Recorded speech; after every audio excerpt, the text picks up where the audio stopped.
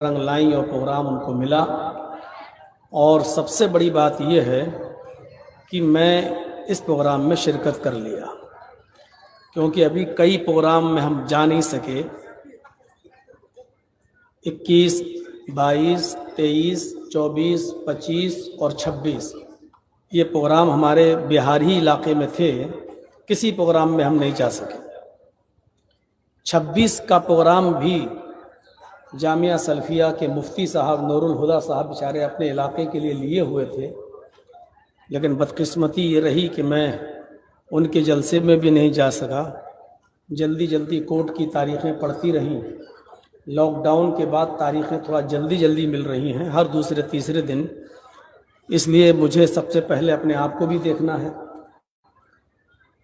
تو پریشانی تھی اور میں نہیں جا سکا. یہ 2 دن کا ٹائم مل گیا. سیٹرڈے کو یعنی کل اور پرسوں 2 دن کورٹ بند تھی، تو میں نے مصلح الدین صاحب سے کہا کہ آپ کے یہاں لگتا ہے کہ میں پہنچ جاؤں گا انشاءاللہ. بہرحال آنن فانن میں نے جلدی سے ٹکٹ نکالا، اور آج کل آپ جانتے ہی ہندوستان میں ہر کام جگاڑ سے چلتا ہے. ٹی ٹی سے سیٹنگ ویٹنگ کری، ورنہ تو آج کل کنفرم ٹکٹ ہو تبھی آپ جا سکتے ہیں.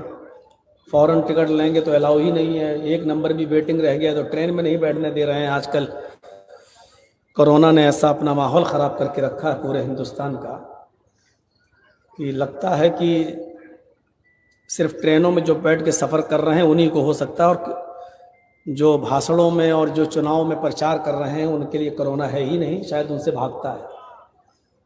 تو صرف جلسوں میں ہوتا ہے یا مرکز میں نظام الدین میں مولانا صاحب کے مرکز میں ہوتا ہے. اور جہاں نیتا لوگ پرچار کریں گے چاہے وہ لاکھوں کی تعداد میں ہو، وہاں کرونا نہیں ہوتا ہے. کرونا مسجدوں میں ہوتا ہے، کرونا ہاسپٹل میں ہوتا ہے، کرونا ٹرینوں میں ہوتا ہے، کرونا چناؤ پرچار میں نہیں ہوتا ہے. تو ہم بھی اسی کے شکار ہیں. اللہ تعالیٰ نے یہاں تک پہنچایا. اللہ تعالیٰ سے دعا ہے کہ بار الہ بہت دیر تک آپ بیٹھے ہیں، تھوڑا اور بیٹھیے، اور اللہ ہمارے بیٹھنے کو قبول فرمائے. جو باتیں کہی گئی ہیں اور کہی جا رہی ہیں، اللہ کہنے والوں کو اور سننے والوں کو عمل کی پوری توفیق عطا فرمائے. ایک موضوع میں اٹھا رہا ہوں آج، اس معاشرے کی اصلاح پر اس کی بہت ضرورت ہے. ہر چیز میں ہم فضول خرچی دیکھ رہے ہیں. فضول خرچی صرف یہی نہیں ہوتی ہے کہ شادیوں میں ہم 200-300 آدمیوں کی بارات لے جائیں، طرح کے پکوان پکائیں،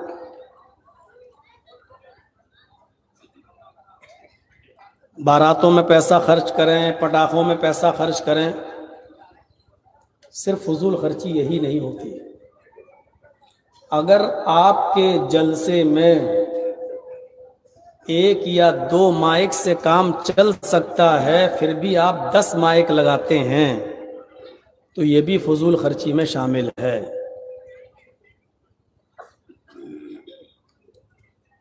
آپ نے اگر 10 مولانا کو اسٹیج پہ بلایا ہے اور دعوت دی ہے، اور اس کے لیے 2-3 یا 10 میٹر کا اگر ایک اسٹیج سے کام چل سکتا ہے، پھر بھی ہم 50 میٹر کا اسٹیج اگر بنا کر تیار کر رہے ہیں تو یہ بھی فضول خرچی ہے. گھر میں پانی کا گلاس موجود ہے، اس کے باوجود ہم باہر سے دوسرے پلاسٹک کے گلاس خرید کے لائیں اور ایک بار اس میں پانی پی کر اس کو پھینک دیا جائے تو یہ بھی فضول خرچی ہے. آپ کے گھر میں اگر آدھا کلو گوشت میں آپ کا اور آپ کا پورا گھر کھا سکتا ہے، اور پھر بھی آپ 4 اور 5 کلو گوشت کا اہتمام کریں اور جتنا کھا سکتے کھائیں اور بقیہ پھینک دیں، تو یہ بھی فضول خرچی ہے. فضول خرچی کا دائرہ صرف شادیوں تک محدود نہیں ہے، بیڑی سگریٹ اور پان تمباکو تک محدود نہیں ہے. فضول خرچی کا دائرہ بڑا وسیع ہے. ابھی میں آپ کو بتاؤں گا، جب آپ سنیں گے تو تعجب کریں گے. آپ کے پاس 100 ہی روپے ہیں اور کوئی غریب آپ سے اگر امداد مانگنے لگا اور آپ اس کی مجبوری دیکھ رہے ہیں کہ واقعی پریشان ہے، اور آپ نے اپنی جیب سے 100 روپے نکال کے اس کو دے دیے پورا کا پورا، اور آپ کے پاس کچھ نہیں بچا، تو یہ بھی صحیح نہیں ہے، یہ بھی فضول خرچی میں شامل ہے. دینی کام میں دے رہے ہیں آپ، کسی غریب کو دے رہے ہیں آپ، ایک مجبور آدمی کی مجبوری میں کام آ رہے ہیں آپ، لیکن آپ خود ننگے ہو رہے ہیں، آپ خود دوسروں سے بھیک مانگنے کی کگار پہ آ گئے ہیں، لیکن آپ کے پاس جو وہ دوسرے کو دے رہے ہیں. شریعت اس سے بھی آپ کو روک رہی ہے. ابھی ہم بخاری اور مسلم کی کتابوں کے اور حدیثوں کی کتابوں کے ابھی حوالے دیتے ہیں، تھوڑا سا صبر کیجیے، ہم دیکھیں. آئیے پہلے قرآن کی 2-3 آیتیں ہم سن لیتے ہیں جو فضول خرچی کے سلسلے میں، اور اس کا ترجمہ، اور اس کے بعد پھر واقعات کی طرف ہم آتے ہیں. تاریخی تقریریں، اتہاسی تقریریں آپ سن چکے ہیں، اب کچھ باتیں قرآن و حدیث پر مبنی بھی سن لیجیے.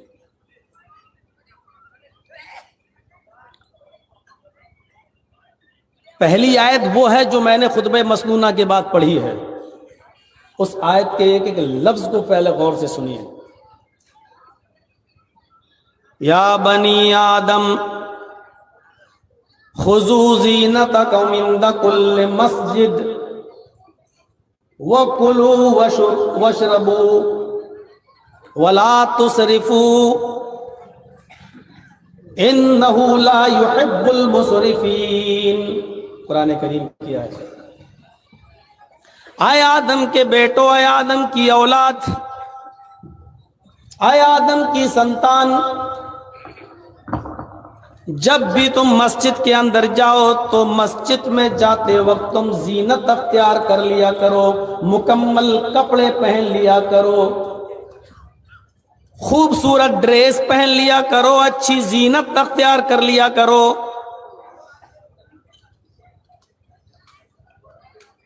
وَكُلُوا وَاشْرَبُوا، اور اللہ نے تمہیں جو رزق دیا ہے، جو روزی دی ہے، کوئی ممانعت نہیں ہے، تم اس میں سے جتنا کھا سکتے ہو کھاؤ.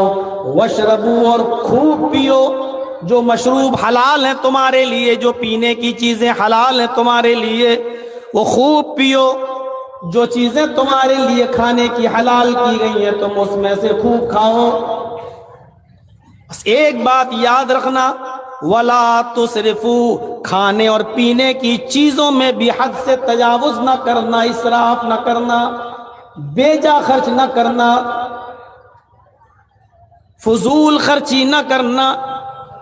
حلال چیزیں کھانے کی اجازت ہے، حلال چیزیں پینے کی اجازت ہے. تمہاری سیٹنگ ابھی تک بن نہیں پا رہی بھائی. یہ تو صبر والے لوگ ہیں جو صبر کر رہے ہیں، ورنہ اتنے اتنے اونچے تم نے موبائل لگا رکھے ہیں، جیسے لگ رہا قطب مینار یہی ہے.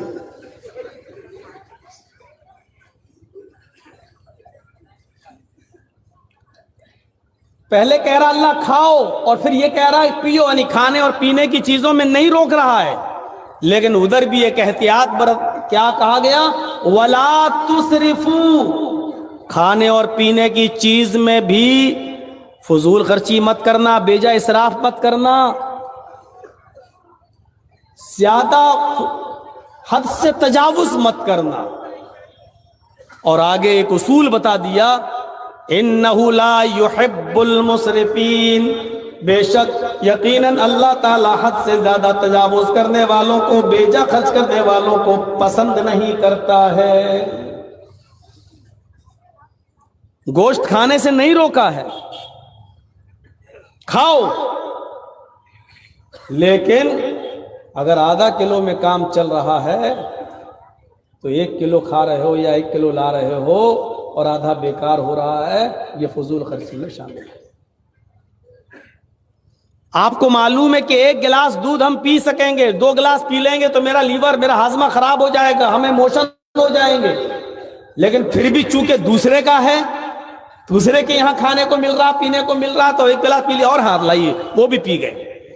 جبکہ آپ کو معلوم ہے کہ ہم ایک گلاس ہی پی سکتے ہیں، دوسرا گلاس ہمیں نقصان کر سکتا ہے، آپ پی رہے ہیں، یہ فضول خرچی میں شامل ہے۔ اور اس کی دلیلیں ابھی میں دوں گا، ابھی بہت اچھا لگ رہا ہے مولانا صاحب، اس میں بھی فضول خرچی ہے۔ ہاں، صحابہ کرام ایسے ایسے آپ کو ملیں گے پورا کا پورا مال خرچ کرنا چاہتے تھے، لیکن اللہ کے رسول نے روک دیا، نہیں تم ایسا نہیں کر سکتے۔ دین کے کام میں وہ مال خرچ کر رہے ہیں، لیکن اللہ کے رسول ان کو دین کے کام میں بھی سارا کا سارا مال خرچ کرنے کی اجازت نہیں دے رہے ہیں۔ بس تھوڑا سا صبر کریے اور پھر دیکھیے، جب دین کے کام میں آپ حد سے زیادہ تجاوز نہیں کر سکتے ہیں تو پھر سوچئے گا، شادی میں، بیاہ میں، بیڑی سگریٹ میں، پان تمباکو میں، شراب نوشی میں، اپنے بیٹے اور بیٹیوں کی شادی میں ہم حد سے زیادہ آگے بڑھ جاتے ہیں۔ باراتیوں کے لے جانے اور لانے اور لے جانے میں، اور باراتیوں کو کھانا کھلانے میں، ایک سے زیادہ کھانا پکوان 20 آئٹم بنانے میں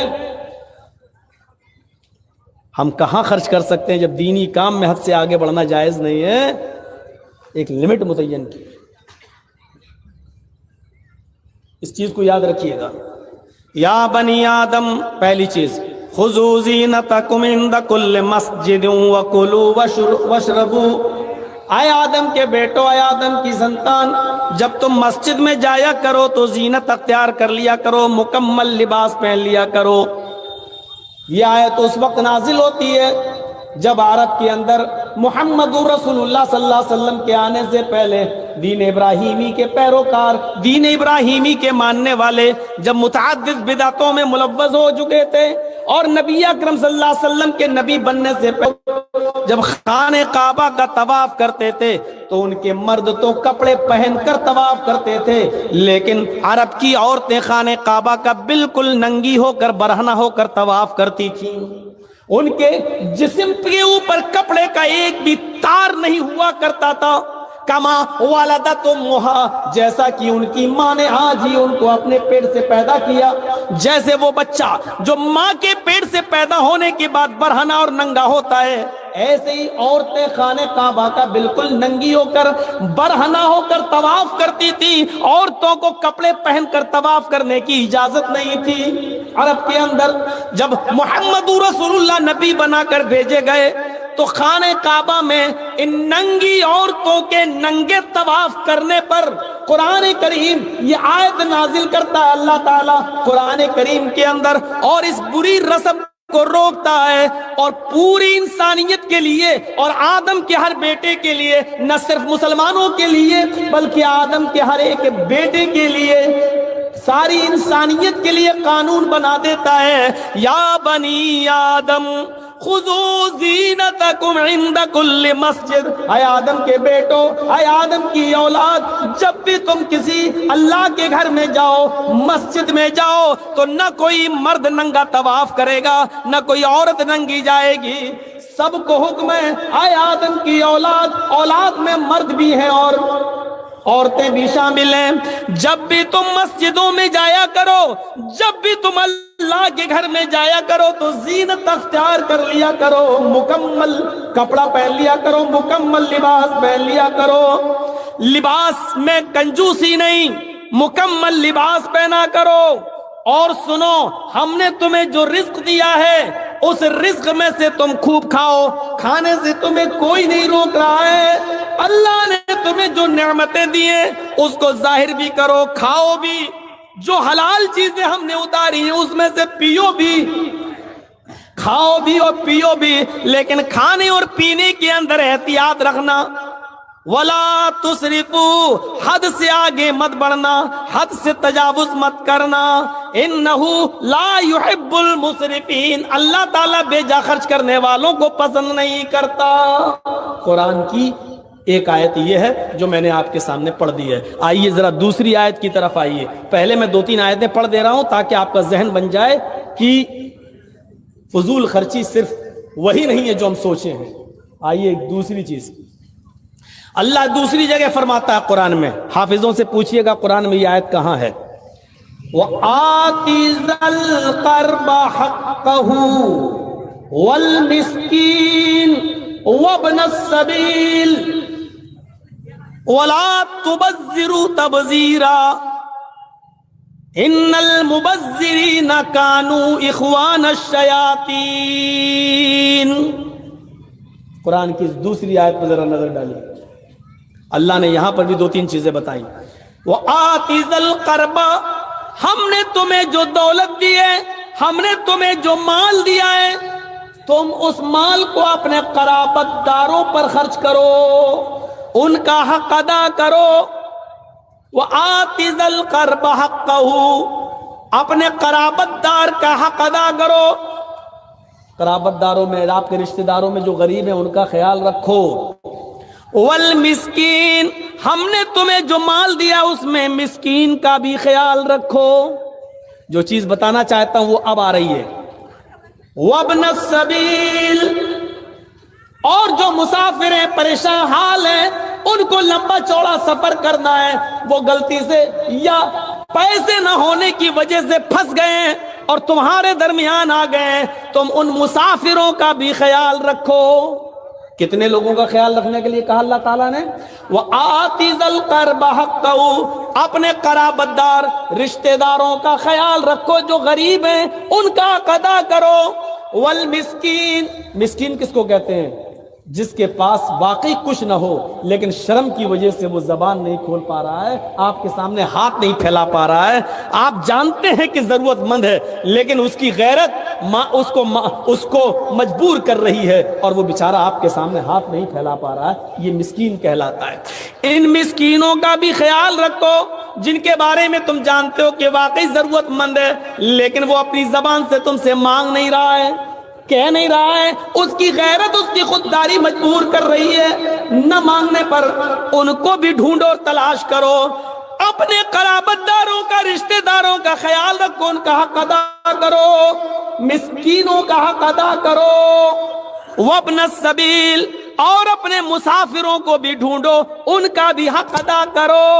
لیکن جب ان کو خرچ کرو، جب ان کو تم اللہ کی راہ میں دو، جب فی سبیل اللہ ان کے درمیان تم کچھ چیزیں خرچ کرو تو اس بات کا خیال رکھنا وَلَا تُبَذِّرُوا تَبْذِيرًا، ان کو دیتے وقت بھی تم فضول خرچی مت کرنا.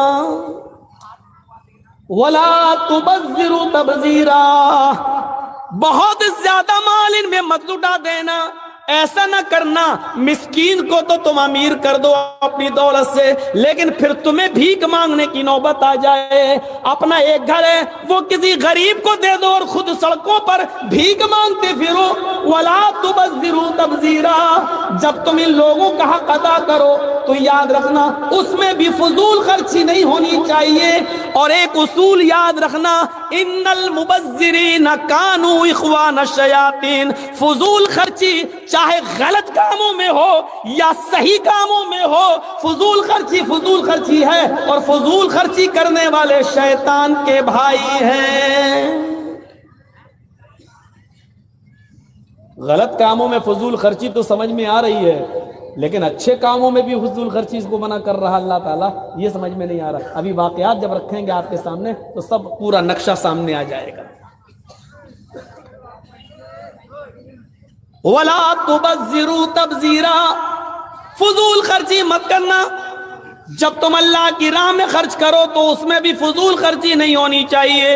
ان المبذرین کانوا اخوان الشیاطین، فضول خرچی کرنے والے شیطان کے بھائی ہیں. وَكَانَ الشَّيْطَانُ، اور شیطان لِرَبِّهِ کفورا، اپنے رب کا بڑا ہی ناشکرا ہے. جو شیطان اپنے رب کا ناشکرا ہو وہ تمہارا شکر گزار کیسے ہو سکتا ہے؟ جو اپنے رب کی نافرمانی کرتا ہو وہ تمہارا محسن کیسے ہو سکتا ہے؟ وہ تمہارا کھلا ہوا دشمن ہے. اس لیے یہ اصول بھی یاد رکھنا، قرابت داروں کا حق ادا کرنا، مسکین کا حق ادا کرنا، مسافر کا حق ادا کرنا، لیکن ان کا حق ادا کرتے ہوئے بھی فضول خرچی نہیں کرنا. فضول خرچی کرنے والے شیطان کے بھائی ہیں. اب ایک آیت اور پڑھنے جا رہا ہوں، اس کو بھی آپ ذہن میں رکھیے. یہ آیت آپ کو آپ کے گھر پر خرچ کرنے کے لیے کہہ رہی ہے، آپ کی بیوی پر، آپ کے بچوں پر. لیکن اس میں بھی کیا کہا جا رہا ہے؟ والذین اذا انفقوا لم یسرفوا ولم یقتروا وکان بین ذلک قواما. یہ سورہ فرقان کی آیت ہے، اس کو آپ اپنے ذہن میں رکھیے. وعباد الرحمن الذین یمشون علی الارض حونا واذا خاطبهم الجاہلون قالوا سلاما والذین یبیتون لربهم سجدا وقیاما والذین یقولون ربنا اصرف عنا عذاب جہنم ان عذابها کان غراما.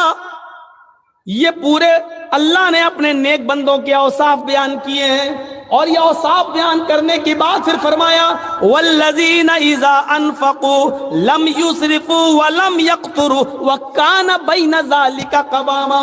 آئے میرے بندو جب تم اپنے بیوی پر، اپنے بچوں پر، اپنے گھر والوں پر خرچ کرو، ہم نے تمہیں جو مال دیا ہے وہ اپنے بیوی بچوں پر خرچ کرو، لیکن جب خرچ کرنے پہ آؤ، جب اپنے بیوی بچوں پر مال خرچ کرنے کا نمبر آئے، لم یسرفو، بے جا خرچ نہیں کرنا، ناجائز خرچ مت کرنا، ضرورت سے زیادہ خرچ مت کرنا، اسراف مت کرنا، ولم یقترو، اور بخیلی بھی مت کرنا، ہاتھ روکنا بھی نہیں. اب بچہ بیمار ہے، ڈاکٹر اچھی دوا دیتا ہے، یہ 100 روپے کی دوا، نہیں جائیں، اس سے نہیں لیں، ہومیوپیتھک والے سے لے لیں، 10 روپے میں کام چل جائے. عید و بقرعید کا موقع ہے، بچے بھی آپ کے نئے کپڑا پہننا چاہتے ہیں، آپ کی بیوی بھی نیا کپڑا پہننا چاہ رہی ہے اور آپ کے پاس ہے، تو آپ اپنی بیوی کو کپڑا دلائیے. آپ جو خود پہنو وہ اپنی بیوی کو بھی پہناؤ، اپنے بچوں کو بھی پہناؤ. لیکن ایسا نہیں ہونا چاہیے کہ آپ کی گنجائش ہے 500 روپے کا کپڑا لانے کی، لیکن آپ اپنی بیوی کی فرمائش کو پورا کرنے کے لیے اپنی گنجائش اور اپنی حد سے پار کر کے اس کو 1500 روپے کا سوٹ دلانے چاہیے. آپ کی حیثیت ہے 500 روپے والا کپڑا پہننے کی، لیکن چونکہ عید کا دن ہے، ہمیں اپنے یار دوستوں میں اپنی شان و شوکت کو برقرار رکھنا ہے، اس لیے ہم اپنی حیثیت سے آگے بڑھ کے ہم 2000 کا سوٹ لا رہے ہیں اور ہم پہن رہے ہیں. تو یہ نہیں کرنا. لم یسرفو، حد سے زیادہ بھی مت بڑھنا، ولم یقترو، اور بالکل تنگی بھی مت کر دینا. حیثیت 500 روپے کی ہے تو لاؤ 50 روپے والا کپڑا پہن لو. حیثیت ہے آپ کو 140 60 70 80 روپے کلو گوشت کھانے کی، نہیں صاحب، برڈ فلو میں مرغا چل رہا ہے، 50 روپے ہم یہی لے لیتے ہیں. اس سے بھی روکا. نہ حد سے آگے بڑھنا، ولم یقترو، نہ بالکل تنگی کرنا، نہ بالکل ہاتھ کو روک لینا، نہ مٹھی بند کر لینا، نہ بالکل کھول دینا، نہ بالکل بند کرنا. وَكَانَ بَيْنَ ذَلِكَ قَوَامًا، دونوں کے بیچ میں رہنا، بیچ میں رہنا. یہ قرآن کی 3 آیتیں میں نے آپ کے سامنے رکھی ہیں. آئیے ان تینوں آیتوں کو اپنے ذہن میں رکھیے گا. اب میں ایک واقعہ سنانے جا رہا ہوں. اس واقعے کو سننے کے بعد آپ دنگ رہ جائیں گے کہ مولانا کیا نتیجہ نکال رہے ہیں. یہ واقعہ ہم مولویوں پر بھی فٹ بیٹھتا ہے، یعنی ہم لوگ بھی مجرم ہیں اس واقعے کی روشنی میں. اماں عائشہ سے کچھ نہیں کہا، آپ نے اپنی بیوی عائشہ سے کچھ نہیں کہا. آپ نے دروازہ کھولا اور سیدھے گھر سے باہر نکل گئے. تھوڑی دور چلے تو آپ کو راستے سے چلتا ہوا ایک آدمی نظر آیا، کوئی آ رہا ہے. آپ اس کے قریب پہنچے، یہ سوچ کر اس کی طرف آگے بڑھ گئے اگر جان پہچان والا ہوا تو اس سے کچھ مانگ لیں گے، کیونکہ بھوک کی وجہ سے نیند نہیں آئی، کروٹیں بدلتا رہا اور گھر میں کھانے کو آج میرے کچھ نہیں رہا. چلو یہ آدمی آ رہا ہے، اس سے کچھ کہتے ہیں. رات کے اندھیرے میں اس آدمی کو پہچان نہیں پائے. جب اللہ کے نبی اس کے قریب پہنچتے ہیں تو کیا دیکھتے ہیں کہ یہ آدمی کوئی اور نہیں ہے، یہ حضرت ابو بکر صدیق رضی اللہ تعالیٰ عنہ ہیں، جو رات کی تاریکی میں باہر نکلے ہیں. حضرت ابو بکر صدیق نے نبی کو دیکھا اور اللہ کے نبی نے ابو بکر صدیق کو دیکھا. علیک سلیک ہوا، دعا سلام ہوا. اللہ کے نبی صلی اللہ علیہ وسلم نے پوچھا اے ابو بکر اتنی رات میں تم کیسے نکلے؟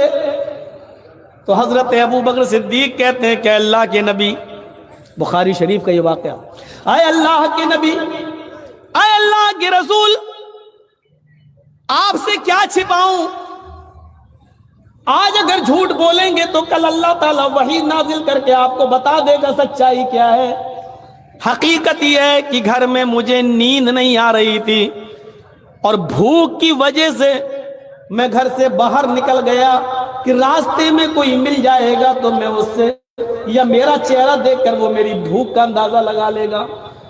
اللہ کے نبی سے کہہ رہے کون؟ ابو بکر صدیق، اے اللہ کے رسول بھوک کی وجہ سے میں گھر سے باہر نکلا۔ اللہ کے نبی صلی اللہ علیہ وسلم نے کہا اے ابو بکر اگر مجھ سے یہ امید رکھتے ہو کہ میں تمہارا چہرہ دیکھ کر اپنے گھر لے جاؤں گا اور تمہیں کھانا کھلا دوں گا تو یہ امید بالکل مت رکھنا، اس لیے کہ تمہارے نبی کو، تمہارے ساتھی کو، تمہارے اس خلیل کو، اس دوست کو، محمد رسول اللہ صلی اللہ علیہ وسلم کو بھی بھوک نے ہی گھر سے باہر نکالا ہے۔ جو حالت تمہاری ہے وہی حالت میری بھی ہے۔ جس بھوک کی وجہ سے تم گھر سے باہر نکلے ہو اسی بھوک کی وجہ سے میں بھی گھر سے باہر نکلا ہوں۔ اچھا، ابو بکر صدیق کی امیدوں پہ پانی پھر گیا۔ سب سے زیادہ سخی اور کھلانے پلانے والے تو اللہ کے نبی تھے۔ چلیے کوئی بات نہیں، چلیے تھوڑا آگے بڑھتے ہیں۔ ایک اور آدمی آتا ہوا نظر آیا، دونوں کی نظریں اس آدمی پر جم گئی، دونوں اشاروں میں باتیں کرنے لگے۔ اگر جان پہچان کا ہوا تو اسی سے کہیں گے کہ اپنے گھر لے چل۔ جب وہ آدمی قریب آتا ہے تو وہ کوئی اور نہیں تھا، وہ حضرت عمر فاروق رضی اللہ تعالیٰ عنہ تھے۔ الیک سلیک ہوا اور ان دونوں نے پوچھا ہے عمر اتنی رات میں اندھیرے میں اکیلے چلے آ رہے ہو، کیسے نکلنا ہوا، کہاں جانا ہے؟ حضرت عمر فاروق بھی کہنے لگے اللہ کے رسول جھوٹ بولنے سے کوئی فائدہ نہیں، سچائی ہی ہے کہ آج گھر میں کھانے کو کچھ نہیں مل سکا ہے، بھوک کی وجہ سے ہم گھر سے باہر نکلے ہیں، سوچا تھا کہ راستے میں کوئی مل جائے گا تو شاید ہماری حالت دیکھ کر وہ اپنے گھر لے جائے گا۔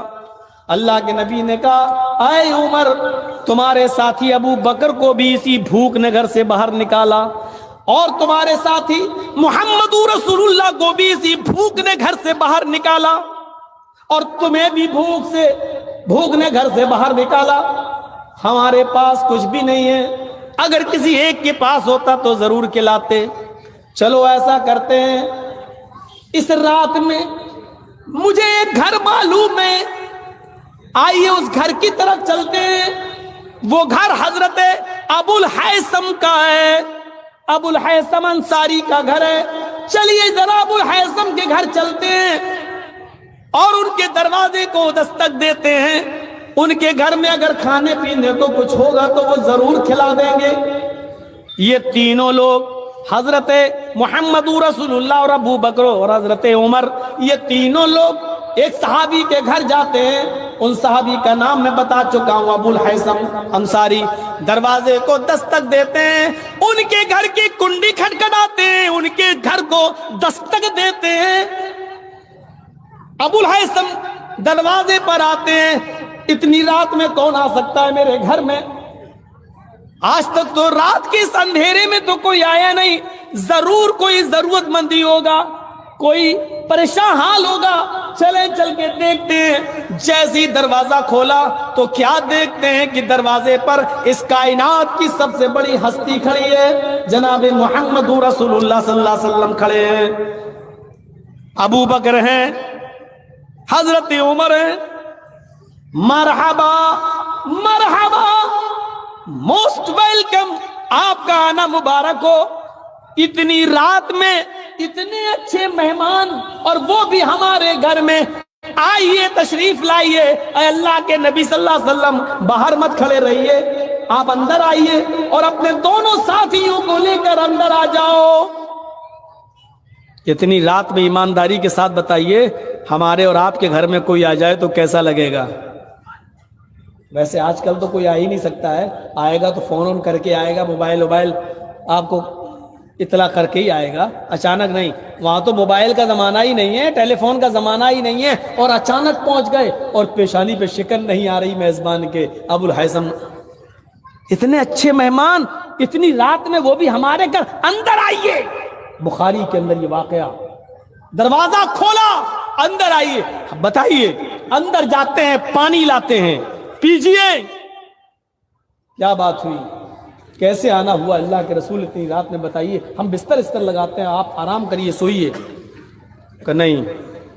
آیا ابو الہیثم تکلف کی کوئی ضرورت نہیں ہے، بس اتنا بتا دو تمہارے گھر میں اگر رات کا بچہ کھچا کچھ ہو تو بتا دو. رات کی اس تاریکی میں مجھے بھی بھوک نے گھر سے باہر نکالا، اور ابو بکر کو بھی، اور ان کے ساتھی حضرت عمر کو بھی. ہم تینوں بھوک سے نڈالے آئے ہیں، اور یہ امید سے آئے کہ تمہارے گھر میں رات کا کچھ بچا ہوا ہو تو دے دو. ہم اللہ سے خیر و برکت کی دعا کریں گے اور اللہ اسی میں برکت دے گا. ابو الہیثم مسکراتے ہوئے کہتے ہیں، اے اللہ کے نبی، رات کا بچا ہوا تو کچھ نہیں ہے، رات کا بچا ہوا تو کچھ نہیں ہے، لیکن ہم اتنے بزدل بھی نہیں ہیں کہ گھر میں آئے ہوئے مہمانوں کے لیے کچھ انتظام نہ کر سکیں. بیٹھیے آپ، ابھی آپ کے لیے انتظام ہوتا ہے. اللہ کے نبی کو پتہ بھی نہیں. ابو الہیثم اندر جاتے ہیں، کچھ کچی اور پکی اور بیج کی ہر قسم کی کھجوریں رکھی ہوئی تھیں. مٹی کے ایک پیالے میں وہ اٹھا کے لے آئے اور کہنے لگے، اے اللہ کے نبی، تب تک آپ یہ کھجور کھائیے، آپ کے دونوں ساتھی ہیں، آپ لوگ کھجوریں کھائیے، میں ابھی آپ کے لیے کھانے کا انتظام کر دیتا ہوں. اندر جاتے ہیں اور اپنی ایک بکری کا بچہ جس کی عمر تقریباً 1 سال کی تھی، یعنی قربانی کے لائق ہو چکا تھا، تقریباً 1 سال کا بکری کا بچہ، بکری بھی تھی، اس کا بچہ 1 سال کا، اس بکری کے بچے کو انہوں نے پکڑا. ایک ہی آدمی عرب کے اندر آج بھی کافی ہوتا ہے پورے بکرے کو ذبح کرنے کے لیے. ابو الہیثم نے پورا کا پورا بکرا گرا لیا اور جلدی سے اس کو ذبح کر دیا، چھری چلا دی، فوراً اس کی کھال ادھیڑ دی اور گوشت اس کی بوٹیاں بنا کر جلدی سے چولہے پر رکھ دی. ابو الہیثم اور ان کی بیوی دونوں ایک کام یہ کر رہے ہیں، دوسری کام ان کی بیوی کر رہی ہے، اور فوراً جلدی سے جتنی جلدی ہو سکا کھانا بنا کر تیار کر دیا. اندر سے آواز آتی ہے، اے ابو الہیثم، اے میرے شوہر، دسترخوان لگا دیجئے، ہمارے نبی محمد رسول اللہ کو اور ان کے دونوں ساتھیوں کو دسترخوان پر بٹھائیے. میں سالن نکالتی ہوں اور گرم گرم روٹیاں بنا کر دیتی جاتی ہوں، آپ پردے کی اوٹ سے ان روٹیوں کو لیتے جائیے اور آپ نبی اکرم کو اور ان کے دونوں ساتھیوں کو کھلاتے جائیے. سامنے کھانا آتا ہے، دیسی مرغا مانگ کے کھانے والوں، میزبان پر مصیبتیں بننے والوں، فون پر کہنے والوں کہ ہم آ رہے ہیں، دیسی مرغا کاٹ کے رکھنا، بنا کے رکھنا، چاہے وہ آپ ہوں یا ہم جیسے مولوی، اپنے غریبانوں میں جھانک کر دیکھیں اس واقعے کی روشنی میں جو صحیح بخاری کے اندر درج ہے. اطلاع اور دیتے ہیں کہ آ رہے ہیں، دیسی مرغا کاٹ کے رکھنا، بنا کے رکھنا، آج تمہارے یہاں سے گزریں گے، کھا کے جائیں گے. مانگ کے بھی مہمانی ہوتی ہے، کہیں تمہارے باپ کا وہ نوکر ہے جو تمہارا حکم مانے گا، اس کی نہ مجبوری دیکھو، نہ کچھ دیکھو، نہ پریشانی دیکھو. یہاں بکرا موجود، کاٹ دیا، ذبح کر دیا، کھانا بن کے سامنے آ گیا. جیسے ہی گوشت اور روٹیاں سامنے آئیں، بھنا ہوا گوشت سامنے آیا، امام کائنات کی آنکھوں میں آنسو آ گئے، محمد رسول اللہ صلی اللہ علیہ وسلم کی آنکھوں میں آنسو آ گئے، رونے لگے.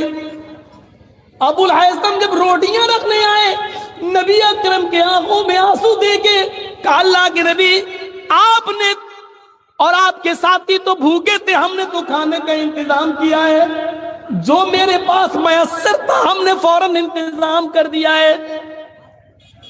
اللہ کے نبی صلی اللہ علیہ وسلم کی زبان سے جو جملے نکلے وہ بخاری میں دیکھ لیجئے۔ آئے ابو الہیثم، اللہ کی قسم، واللہ واللہ، اے ابو الہیثم واللہ، لَتُسْأَلُنَّ عَنْ هَذَا النَّعِيمِ يَوْمَ الْقِيَامَةِ، جو نعمتیں تم نے پکا کر ہمارے سامنے رکھ دی ہیں، اللہ کی قسم قیامت کے دن ان نعمتوں کے بارے میں تم سے پوچھا جائے گا۔ اللہ کی قسم کل قیامت کے دن ان نعمتوں کے بارے میں تم سے سوال کیا جائے گا۔ جو کام چند کھجوروں میں ہو گیا تھا پھر تم نے مزید اپنا بکرا ذبح کیوں کر دیا، اور جو کام آدھا اور 1 کلو گوشت میں ہو سکتا تھا اس کے لیے تم نے پورا کا پورا بکرا ذبح کیوں کر دیا۔ لَتُسْأَلُنَّ عَنْ هَذَا النَّعِيمِ يَوْمَ الْقِيَامَةِ، اے ابو الہیثم کل قیامت کے دن تم سے ان نعمتوں کے بارے میں پوچھا جائے گا، سوال کیا جائے گا۔ صرف 100 باراتیوں کی جگہ 500 لے جانا صرف یہی فضول خرچی نہیں ہے، شادیوں میں پٹاخے اور بندوق کی گولیاں چلا لینا ہی فضول خرچی نہیں ہے۔ طرح طرح کے آئٹم بنا کر آدھا کھلایا جائے اور آدھا پھینک دیا جائے، یہی فضول خرچی نہیں ہے۔ بیڑی اور سگریٹ کھا کر اور تھوک دیا جائے پان کھا کر، صرف یہی فضول خرچی نہیں ہے۔ فضول خرچی میں یہ چیز بھی شامل ہے۔ سنو، اس نے مہمان نوازی کی تھی، جناب محمد رسول اللہ کی حیثیت کے مطابق مہمان نوازی کی تھی، لیکن نبی اکرم نے ان کو بھی یہ کہہ دیا یہی وہ نعمتیں جو تم نے میرے سامنے پیش کی۔ اے ابو الہیثم کل قیامت کے دن تم سے ان نعمتوں کے بارے میں سوال کیا جائے گا۔ کیسے لگ رہے ہیں اس واقعے کی روشنی میں ہم اور آپ؟ اب آپ کے ذہن میں سوال ہوگا، کیا کسی کو اچھا سے اچھا کھلانا بھی برا ہے؟ نہیں۔ پھر میں کہوں گا کہ اگر آپ کے گھر میں مہمان آیا ہوا ہے اور آپ جانتے ہیں 2 مہمان ہے، مزید آدھا کلو گوشت میں کام چل جائے گا، تو پھر آپ آدھا کلو بکرا لائیں، آدھا کلو مچھلی لائیں، آدھا کلو پنیر لائیں، آدھا کلو دیسی لائیں، آدھا کلو، آپ اپنی بڑائی دکھا، دیکھو میں نے اتنے آئٹم آپ کے لیے بنا کے رکھ دیے۔ یہ فضول خرچی ہے جو جائز نہیں ہے، جو اس پر سوال ہو، حساب و کتاب ہو۔ اچھے کام پر بھی زیادہ خرچ کرنے سے منع کیا ہے۔ چلیے، اب تو مدرسے والے سوچ رہے ہوں گے تو مولانا کہہ رہا زیادہ خرچ کرنا، تو مدرسے میں جو 100 دے رہے ہوں گے وہ بھی نہیں دیں گے بیچارے، وہ کہیں گے ہم کیوں زیادہ خرچ کریں گے۔ میں نے سب کا سب منع کیا ہے۔ آپ کے پاس سے پوری دولت ہی 100 روپے ہے تو آپ ساری کی ساری 100 روپے نہیں دے سکتے ہیں۔ ابھی وہ بھی واقعات آئیں گے آپ کے سامنے، بتائیں گے۔ جب بتا رہے ہیں تو مکمل ہی بتا کر چھوڑیں گے، آپ کو بیچ میں پیاسا نہیں چھوڑیں گے۔ اب 100 روپے آپ کے پاس ہے، 100 ہی مدرسے کو دے دی، آپ کی پوری پونجی 100۔ اب کیا کرو گے؟ شام کو کھانا کہاں سے آئے گا بیوی بچوں کے لیے؟ اللہ دے گا۔ پھر تو وہی حساب ہو گیا صوفیوں کی طرح، اللہ دے گا۔ بیٹھ گئے ایک جگہ پر، اللہ اللہ، شام کو کھانا کہاں سے؟ اللہ دے گا، اللہ اللہ۔ ایسے لوگوں کو تو میں نے کہا تھا حرام خور ہیں یہ لوگ، یہ جہاں ملے آپ کو ان کو الٹی چھری سے کاٹو، 1000 جوتے مارو اور ایک گنو۔ یہ قوم کے اوپر بوجھ بنے بیٹھے، بوجھ۔ ایسی لوگوں کے لیے تو ہم نے کہا تھا ہفتے میں ایک دن جمعے کا دن ہے جو سب سے مبارک دن، عید و بقرعید سے بھی زیادہ جس دن کی اہمیت، لیکن اللہ تعالیٰ نے اس پورے دن کو بھی عبادت کا دن نہیں بتایا ہے۔ کیا کہا؟ فَإِذَا قُضِيَتِ الصَّلَاةُ فَانتَشِرُوا فِي الْأَرْضِ، جب جمعے کی نماز پڑھ لی اور جمعے کی نماز مکمل ہو گئی تو آپ مسجد میں کیوں بیٹھے ہو؟ ہٹو یہاں سے، نکلو یہاں سے، جاؤ۔ کہاں؟ فَانتَشِرُوا فِي الْأَرْضِ، زمین کے اندر پھیل جاؤ۔ کیوں؟ وَابْتَغُوا مِن فَضْلِ اللَّهِ، اللہ نے جو رزق اتارا ہے، جو روزی اتاری ہے، اس کو تلاش کرو، اپنی بیوی بچوں کے لیے محنت کرو، مزدوری کرو اور ان کو کھلاؤ پلاؤ۔ یعنی لوگوں کے حرام ٹکڑوں پہ مت پلو، ان کے اوپر بوجھ مت بنو، بلکہ اپنی بیوی اور بچوں کے لیے کماؤ۔ اللہ کا حق ادا ہو گیا، اب مسجد میں مت بیٹھو، اب بندوں کا حق ادا کرنے کے لیے باہر نکلو اور محنت کرو، مزدوری کرو۔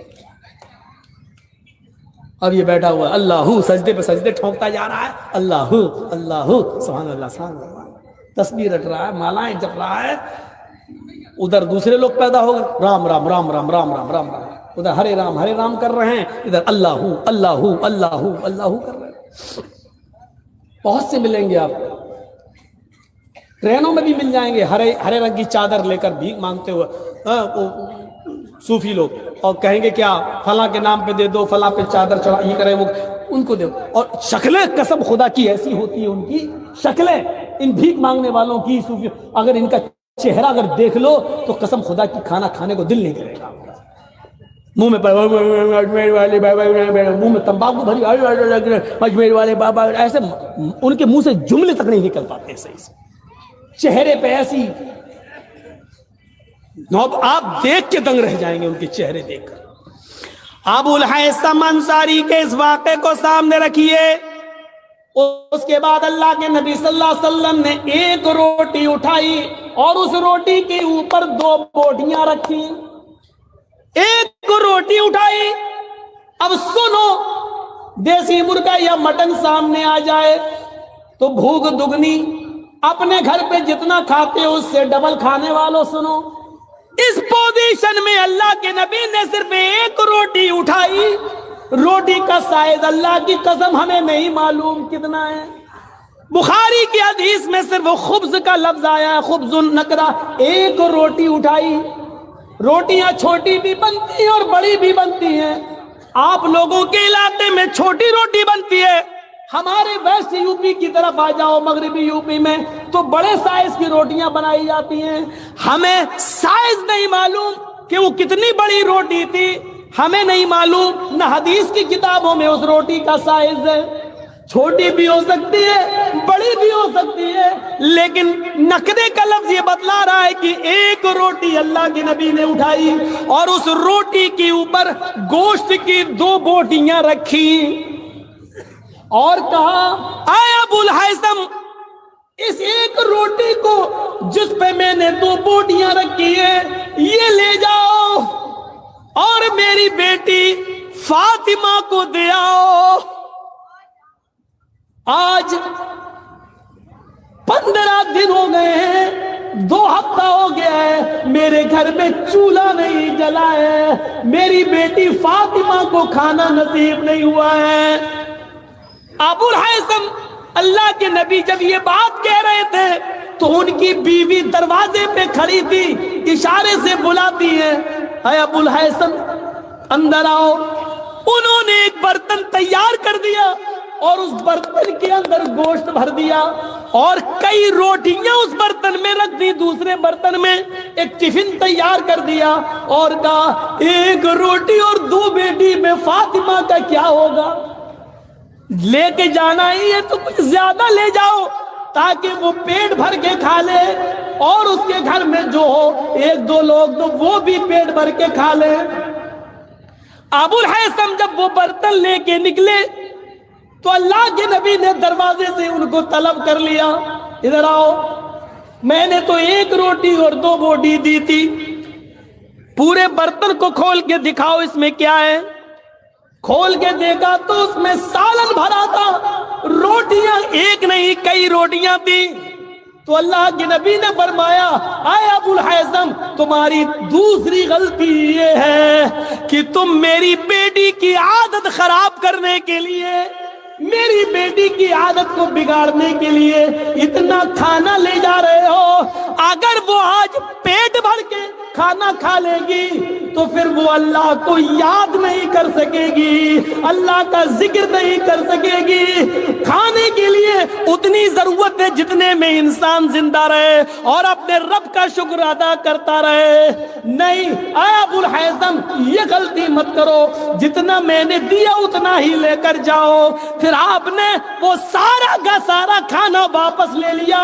اے ابو الہیثم، اس علاقے کے بہت سے غریب لوگ آج بھی بھوکے سو رہے ہوں گے، میری بیٹی سے زیادہ ضرورت مند وہ لوگ ہیں، یہ روٹیاں ان میں پہنچا دو اور یہ سالن ان میں پہنچا دو۔ جب تم نے پورا بکرا ہی ذبح کر دیا تو اپنے گھر کے ساتھ ساتھ غریبوں کا بھی خیال رکھو اور ان کو بھی پہنچاؤ، اور میری بیٹی کو اتنا ہی دو جتنی اس کی ضرورت ہے۔ اب کیسے لگ رہے ہیں؟ مجھے تو معلوم ہے تقریر میری بس جب تک ہو رہی ہے تب تک کے لیے آپ سوچنے پہ مجبور ہیں، لیکن کل آپ جہاں جائیں گے، آج ہی جن کے مہمانی میں آئے ہوں گے تو کل صبح اس کے ہاں بھر پیٹ ناشتہ ہی کر کے جائیں گے، بھوکے پیٹ نہیں جائیں گے، معلوم ہو۔ وہ بھی بھوکا پیٹ نہیں جانے دے گا بیچارہ، کیونکہ کل اس کے علاقے میں بھی جلسہ ہونا ہے، ادھر آپ بھی تو جاؤ گے، ادھر وہ بھی تو، پھر ادھر آپ بھی جاؤ گے۔ ہوتا ہے، کھانے پینے سے میں منع نہیں کر رہا ہوں، کھلانے اور پلانے سے بھی منع نہیں کر رہا ہوں۔ مہمان نوازی تو بڑی اچھی چیز ہے، خوش نصیب ہے وہ انسان جس کے گھر میں مہمان آتے ہیں، اس کے گھر میں برکتوں کے دروازے کھل جاتے ہیں، کوئی شک نہیں ہے، لیکن ہر چیز پہ فضول خرچی یہ غلط چیز ہے، چاہے وہ جائز کام ہو یا ناجائز کام۔ آئیے ایک اور واقعے کی طرف چلتے ہیں۔ حضرت کعب ابن مالک یہ ان صحابیوں میں سے تھے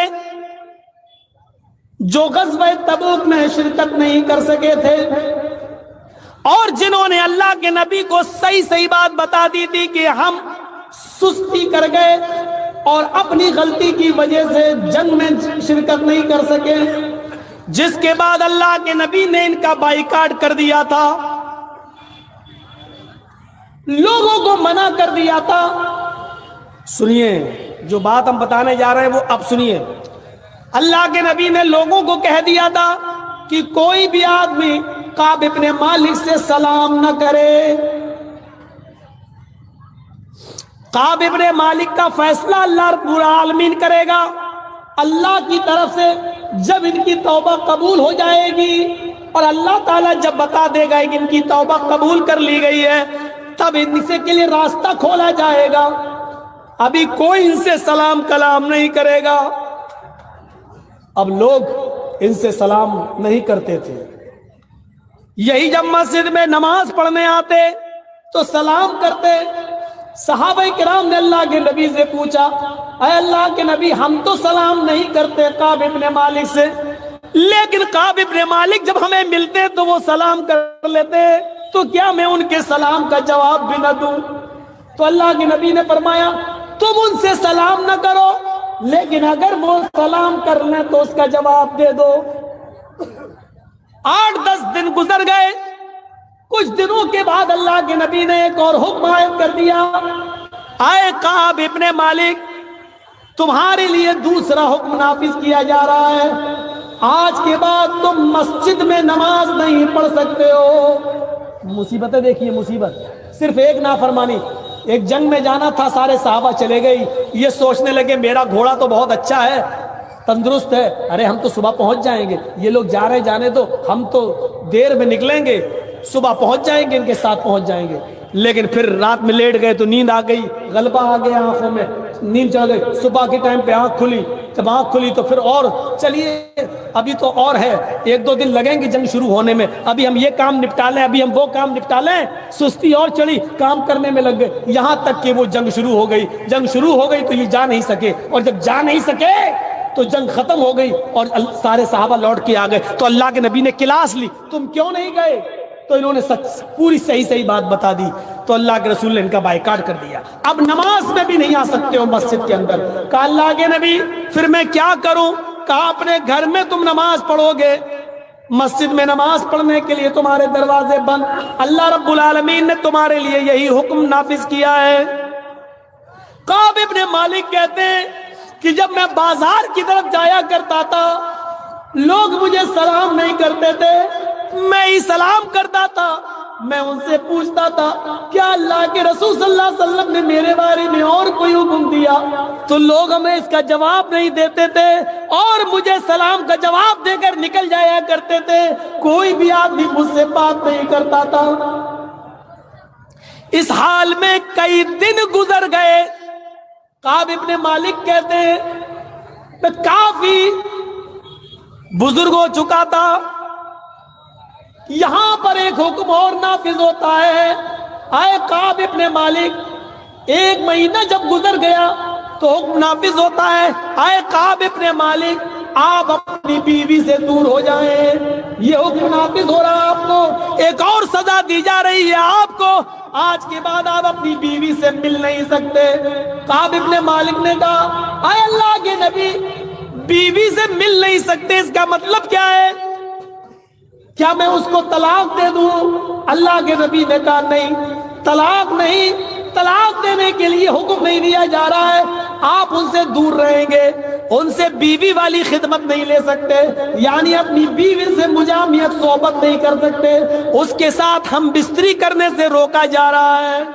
کعب ابن مالک کہتے ہیں میری بیوی ایک جگہ تو جنگ میں جا نہیں سکا, یہاں ہم بستری سے بھی روک دیا گیا, کہیں میرے اوپر شہوت کا غلبہ ہو گیا اور مجھے تمہاری ضرورت پڑ گئی تو نبی اکرم کی یہ بھی نافرمانی میں نہ کر بیٹھوں اور تم سے ہم بستری نہ کر لوں, اس لیے بہتر ہے کہ تم اپنے مائکے چلی جاؤ, نہ تم یہاں رہو گی نہ میرا دل تمہاری طرف مائل ہوگا. اپنی بیوی کو وہ اپنے سسرال اس کے مائکے بھیج دیتے ہیں. اس حال میں 50 دن گزر جاتے ہیں. کعب ابن مالک اسی جگہ بیٹھے رہتے ہیں اور نماز پڑھتے ہیں, بازار جا نہیں رہے ہیں اس لیے کہ لوگ ان سے بات ہی نہیں کرتے, ہر دن انتظار کر رہے ہیں شاید میرے لیے اللہ کی طرف سے کوئی حکم نافذ ہو جائے. کبھی سوچتے کہ میں خودکشی کر لوں, مجھے اس دنیا میں جینے کا حق نہیں ہے, یا اللہ میں نے کتنا غلط کام کر دیا, ایک جنگ میں ہم نہیں جا سکے اور مجھے اتنی مصیبتوں سے گزرنا پڑا. ساری مصیبتیں برداشت کرتے گئے, سب کچھ گوارا کرتے گئے. جب 50 دن مکمل گزر گئے, فجر کی نماز مسجد میں ہو رہی تھی اور کعب ابن مالک اپنے گھر پہ نماز پڑھ رہے تھے. نماز پڑھنے کے بعد اپنے گھر کی چھت پہ چلے گئے کعب ابن مالک, اور صبح کی ٹھنڈی ٹھنڈی ہوا میں بیٹھ جاتے ہیں اور فضا کا معائنہ کرنے لگتے ہیں. ہوا چل رہی ہے ٹھنڈی ٹھنڈی اور فضا کا معائنہ کر رہے ہیں. کیا دیکھتے ہیں سورج نکلنے کے قریب ہے اور کوئی آدمی, کوئی صحابی رسول نبی کی مسجد نبی سے نکل کر میرے گھر کی طرف آ رہا ہے. تھوڑی دیر کے بعد وہ میرے گھر کے دروازے کے نیچے کھڑا ہوتا ہے, کہتا ہے کعب ابن مالک کہاں ہے, کعب کہاں ہے, کعب کہاں ہے؟ میرے اوپر سے آواز دی کیا ہوا, میں یہاں ہوں. آئے کعب ابن مالک, اللہ تعالیٰ نے تمہاری توبہ کو قبول کر لیا ہے, تمہاری توبہ قبول کر لی ہے. جناب محمد رسول اللہ صلی اللہ علیہ وسلم نے فرمایا ہے کعب سے کہہ دو کہ وہ اپنی بیوی کو بلا سکتے ہیں, مسجد میں آ سکتے ہیں اور لوگوں سے دعا سلام کر سکتے ہیں. اللہ تعالیٰ نے ان کی توبہ کو قبول کر لیا. کعب ابن مالک آتے, جو چیز میں بتانا چاہتا ہوں اس کو غور سے سننا. کعب ابن مالک آتے, اوپر کی چھت سے نکلتے ہیں, نیچے زمین پر اترتے ہیں, کہتے میں تیزی سے مسجد نبوی کی طرف بھاگا. یہ خوشخبری میں جناب محمد رسول اللہ سے سنوں. جیسے ہی میں مسجد نبوی میں جاتا ہوں صحابہ کرام میرا سواگت کر رہے ہیں, انہوں نے مجھے راستہ دے دیا, سب میری طرف دوڑ پڑے. اے کعب ابن مالک مبارک ہو, اللہ نے تمہاری توبہ قبول کر لی. اور میں ایک ہی بات کہتا جا رہا ہوں, مجھے یہ بات اللہ کے رسول سے سننی ہے. جیسے ہی ان کی نظر نبی اکرم کے چہرے پر پڑتی ہے, اللہ کے نبی کہتے ہیں آئے کعب, یہ لوگ ٹھیک کہہ رہے ہیں, ابھی جبریل نے مجھے آ کر بتا دیا ہے کہ اللہ تعالیٰ نے کعب ابن مالک کی توبہ کو قبول کر لیا ہے. تم اپنی بیوی کو بلا سکتے ہو, آج کے بعد مسجد میں آ سکتے ہو, لوگوں سے دعا اور سلام کر سکتے ہو. کعب ابن مالک نے اللہ کے نبی کا ہاتھ پکڑا, اس کو چوما, نبی کی پیشانی کا بوسہ لیا, گلے لگے اور فرمایا اے اللہ کے رسول, آج آپ نے مجھے میری کھوئی ہوئی زندگی دوبارہ لوٹا دی, آج آپ نے میرے لیے جینے کا ایک دوسرا موقع دے دیا, اللہ نے میری توبہ قبول کر لی. اب اس خوشی کا تقاضا یہ ہے کہ میرے پاس جتنے مکان ہیں، میرے پاس جتنے گھر ہیں، میرے پاس جتنی زمین ہے، میرے پاس جتنے باغات ہیں، اے اللہ کے رسول آپ گواہ رہنا، وہ ساری کی ساری زمین، ساری پراپرٹی، سارے باغات، سارے مکان میں صدقہ کر رہا ہوں، میں اللہ کے راستے میں دے رہا ہوں۔ اس خوشی کا تقاضا یہ ہے کہ میں سب کچھ اللہ کی راہ میں لٹا دوں۔ آپ نے کعب ابن مالک کا ہاتھ پکڑا، آئے کعب تم ایسا نہیں کر سکتے ہو، تم اپنی پوری کی پوری پراپرٹی اللہ کی راہ میں نہیں دے سکتے ہو، اپنے سارے باغات تم اللہ کی راہ میں نہیں لٹا سکتے ہو، اپنے سارا مال، ساری دولت تم اللہ کی راہ میں نہیں دے سکتے ہو، تمہارے لیے جائز نہیں ہے۔ نہیں، جتنا دینا چاہو اتنا دے دو، ایک حصہ دے دو، دو حصہ دے دو، لیکن تم سارا کا سارا دے رہے ہو، خود سڑک پہ آنا چاہ رہے ہو، یہ تمہارے لیے صحیح نہیں ہے۔ آپ نے کعب ابن مالک کو سارا کا سارا مال خرچ کرنے سے روک دیا اور کیا کہا کہ تم اللہ کی راہ میں بھی نہیں دے سکتے ہو، فضول خرچی اللہ کی راہ میں بھی جائز نہیں ہے۔ آئے اپنی بیٹیوں کی شادی میں اور بیٹوں کی شادی میں بے تحاشا مال و دولت کو لٹانے والوں،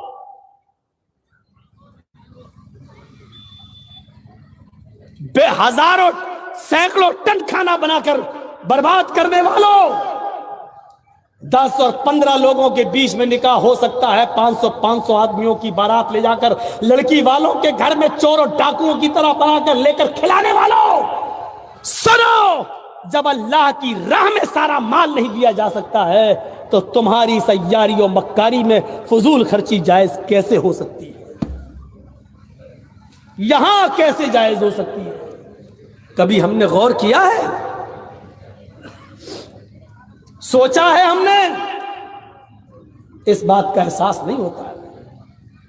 اتنی سی بات اگر ہم سوچ لیں کہ جب اللہ کعب ابن مالک کتنا اچھا کام کر رہے تھے، اللہ کے رسول آج تو مجھے ایک نئی زندگی مل گئی، اتنا اچھا موقع ہے ہمارے لیے، جب اللہ نے میری توبہ قبول کر لی تو میری خوشی میں چاہتا ہوں کہ سب کچھ دے دوں، لیکن اللہ کے رسول نے کہا نہیں، دیکھیے وہ کہہ رہے میں سب کچھ اللہ کی راہ میں دے دوں، اور اللہ کے نبی کیا کہہ رہے نہیں،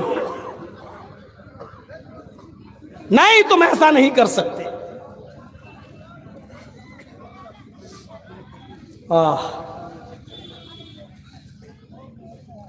ایک عورت ہے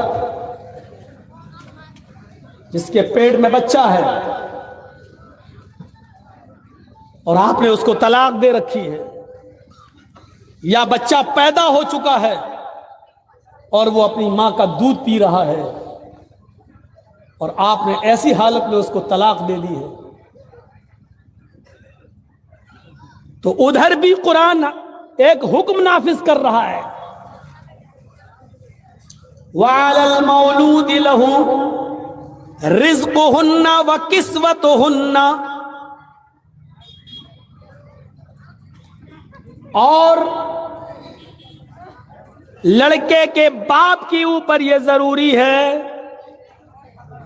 کیا ضروری ہے؟ جس کا لڑکا ہے یعنی باپ کے لیے جس نے طلاق دے دی ہے، کہ جب تک وہ بچہ اپنی ماں کا دودھ پیے رہا ہے، رزقہن و کسوتہن بالمعروف، اس عورت کا رزق یعنی اس عورت کا کھانا پانی اور اس کا کپڑا یہ باپ کی ذمہ داری ہے، یہ مرد کی ذمہ داری ہے کہ وہ اس عورت کو دے گا جس کے پاس بچہ ہے، اور اگر وہ دودھ پلا رہی ہے تو دودھ پلانے کا خرچہ بھی دے گا۔ طلاق ہو گئی، عدت 3 مہینے گزر گئی، لیکن چونکہ ابھی وہ بچے کو دودھ پلا رہی ہے اور بچہ ماں کا دودھ پی رہا ہے، تو اس پر بھی قرآن کیا کہہ رہا ہے؟ رزقہن و کسوتہن بالمعروف، اس بچے کے باپ کے اوپر یہ ذمہ داری عائد ہوتی ہے کہ جب تک وہ عورت جس کو طلاق دے دی ہے 3 مہینے گزر جانے کے بعد بھی وہ تمہارے بچے کو جب دودھ پلا رہی ہے تو جب تک وہ تمہارے بچے کو دودھ پلا رہی ہے اس کی روزی روٹی، اس کے کھانے پینے کا خرچ اور اس کا کپڑا لتے کی ذمہ داری لڑکے کے باپ کے اوپر عائد ہے۔ لیکن اس میں بھی ایک شرط لگا دی، بالمعروف، معروف طریقے سے۔ سماج میں کھانے پینے کا جو چلن چل رہا ہے اور پہننے کا لباس کا جو چلن چل رہا ہے اس طور طریقے پر اگر عورت یہ چاہے کہ ہم بریانی کا خرچہ مانگیں اور سماج کے اندر دال چاول کھانے کا رواج ہے تو آپ کو دال چاول کا خرچہ دینا ہے، سماج کے حساب سے چلنا ہے۔ اس عورت کے لیے آپ بریانی کا انتظام نہیں کریں گے، اس کو چکن اور مٹن نہیں، بالمعروف کہہ کر یہ بتا دیا کہ اس اچھے کام کے اندر بھی تمہیں فضول خرچی نہیں کرنا ہے۔ تمہارے سماج میں اگر 150 اور 200 روپے کی ساڑی عام طور پہ عورتیں پہنتی ہیں تو تم 1000 کا سوٹ نہیں دو گے، وہی 150 اور 200 کی ساڑی اس عورت کو پہناؤ گے، اس میں فضول خرچی نہیں کر سکتے ہو۔ او لوگوں، لڑکا میرا ہے، وہ میرے بچے کی ماں ہے، آج ہم نے طلاق دے دی ہے، وہ بچہ میرے پاس آنا ہے، اس کی ماں الگ ہوگی، وہ بچہ تو میرا مانا جائے گا، لیکن ہم چاہیں کہ اس بچے کی پرورش میں زیادہ سے زیادہ خرچ کر دیں اور اس کی ماں کو بجائے دال چاول کے بریانی کھلائیں، مرغ مسلم کھلائیں۔ قرآن کہتا ہے یہ فضول خرچی ہے، تمہیں اپنے سماج کے طور طریقے پر چلنا ہوگا، تمہیں اپنے معاشرے کے اور سماج کے راستے پہ چلنا ہوگا، دستور کے مطابق وہاں جو کھانے پینے کا چلن ہے وہی کھلانا اور وہی پہنانا ہوگا۔ تو حد سے آگے اس معاملے میں نہیں بڑھ سکتے ہو۔ یہاں پر بھی دیکھ لیجیے اللہ رب العالمین نے ایک قانون، ایک نیم بنا دیا کہ ادھر بھی فضول خرچی تم نہیں کر سکتے ہو۔ میں وید اور رامائن اور منتروں کی طرف اس لیے نہیں جا رہا ہوں کہ وہ سب آپ سن چکے ہیں، تاریخی تقریر، اتہاسک تقریریں ہو چکی ہیں، میں سمجھتا ہوں کہ اس کی ضرورت نہیں ہے۔ آج کی طرح قرآن کی آیتیں تو شاید میں کسی جلسے میں پڑھی بھی نہیں ہے، صرف قرآن کی آیتیں بھی لے کے چل رہا ہوں۔ ابھی آپ رکیے، ابھی دیکھتے جائیے۔ کعب ابن مالک نے سب خرچ کرنا چاہا، وہاں روک دیا۔ یہاں اللہ تعالیٰ نے دستور کے مطابق عورت کو کپڑا اور کھانا دینے کا حکم دیا، ادھر بھی فضول خرچی سے روکا۔ آئیے ایک واقعہ اور اس کے بعد ہم دوسری طرف آتے ہیں۔ ایک واقعہ اور، حضرت سعد ابن ابی وقاص بیمار ہو گئے۔ بخاری اٹھائیے، حضرت سعد ابن ابی وقاص بیمار ہوئے، اللہ کے رسول کو پتا چلا کہ حضرت سعد کی طبیعت خراب ہو گئی، اللہ کے رسول ان کی عیادت کے لیے ان کے گھر گئے۔ اے اے اس واقعے سے تو آنکھیں پھٹی کی پھٹی رہ جائیں گی۔ اللہ کے نبی جب ان کی عیادت کے لیے گئے تو حضرت سعد نے حضرت محمد الرسول اللہ کا ہاتھ پکڑ لیا اور کہنے لگے، جملے دیکھیے، اے اللہ کے رسول میری بات کو ذرا غور سے سننا، اب مجھے کئی بیماریاں لاحق ہو گئی ہیں، نہیں لگتا کہ میں اس بیماری میں بچوں گا۔ خیر موت و زندگی تو اللہ کے ہاتھ میں، جو آیا ہے اس کو ایک دن جانا ہے۔ اللہ کے نبی کہتے ہیں سعد تم جو کچھ بھی بول رہے ہو اس میں کچھ بھی جھوٹ نہیں ہے، جو آیا ہے اس کو جانا ہے۔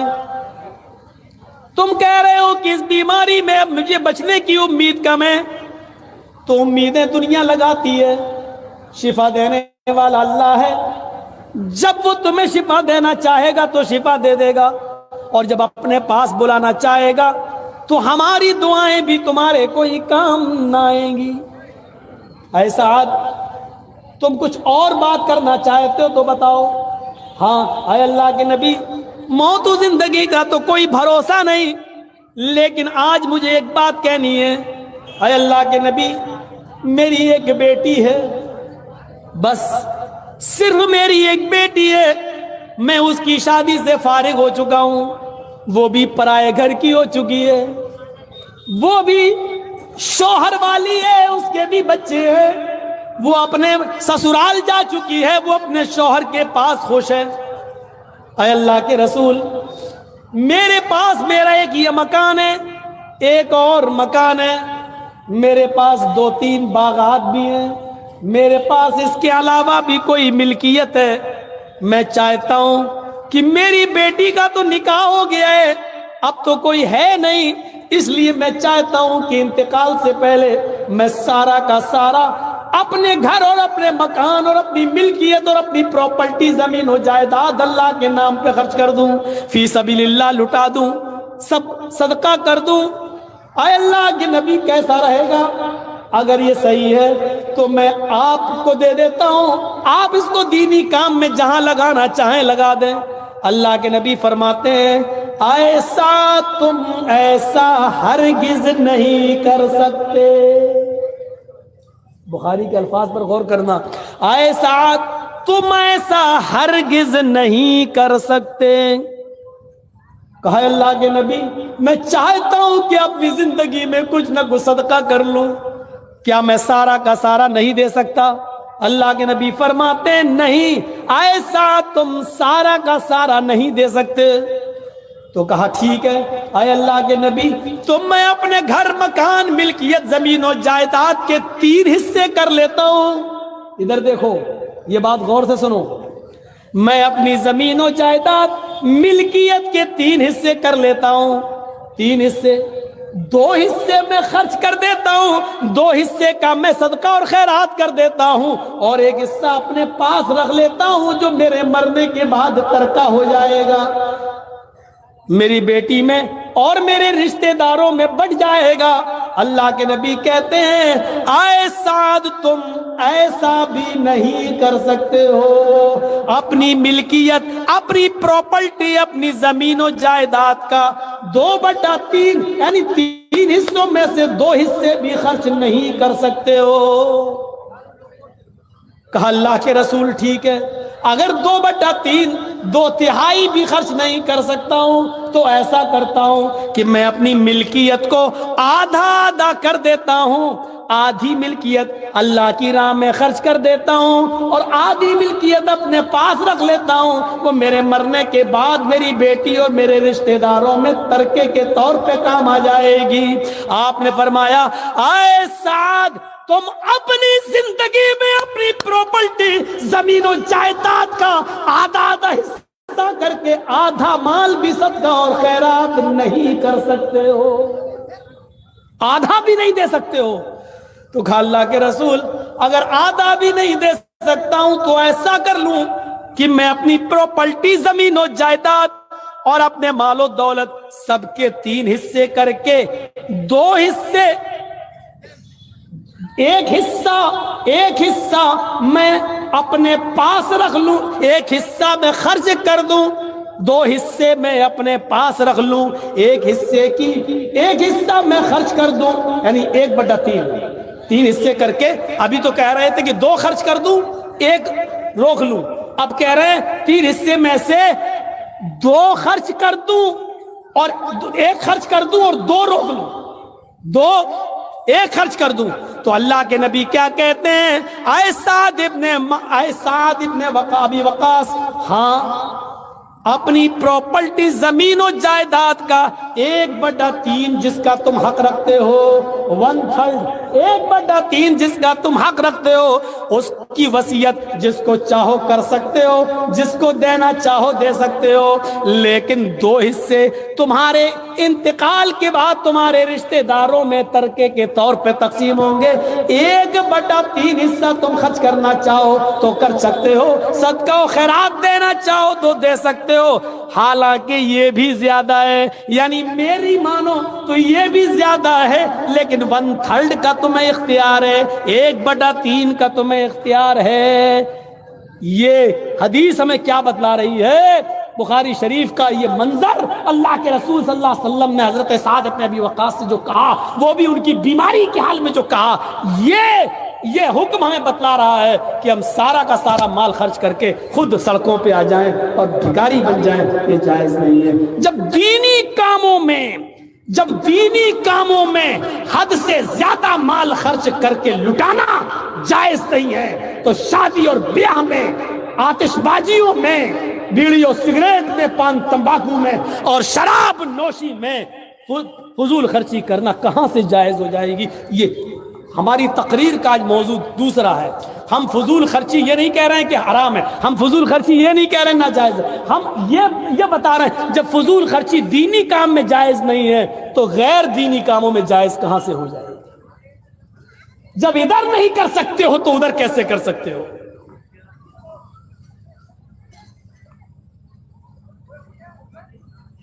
یہ ذہن اپنا بنائیے. کھانے میں، پینے میں، چلنے میں، پھرنے میں، بولنے میں اعتدال، بیچ کا راستہ اختیار ہونا چاہیے. بیچ کا راستہ. ارے عبادت میں فضول خرچی جائز نہیں ہے. عبادت میں اللہ کے نبی صلی اللہ علیہ وسلم نے بتا دیا، حدیثوں کی کتابیں پڑھ جائیے.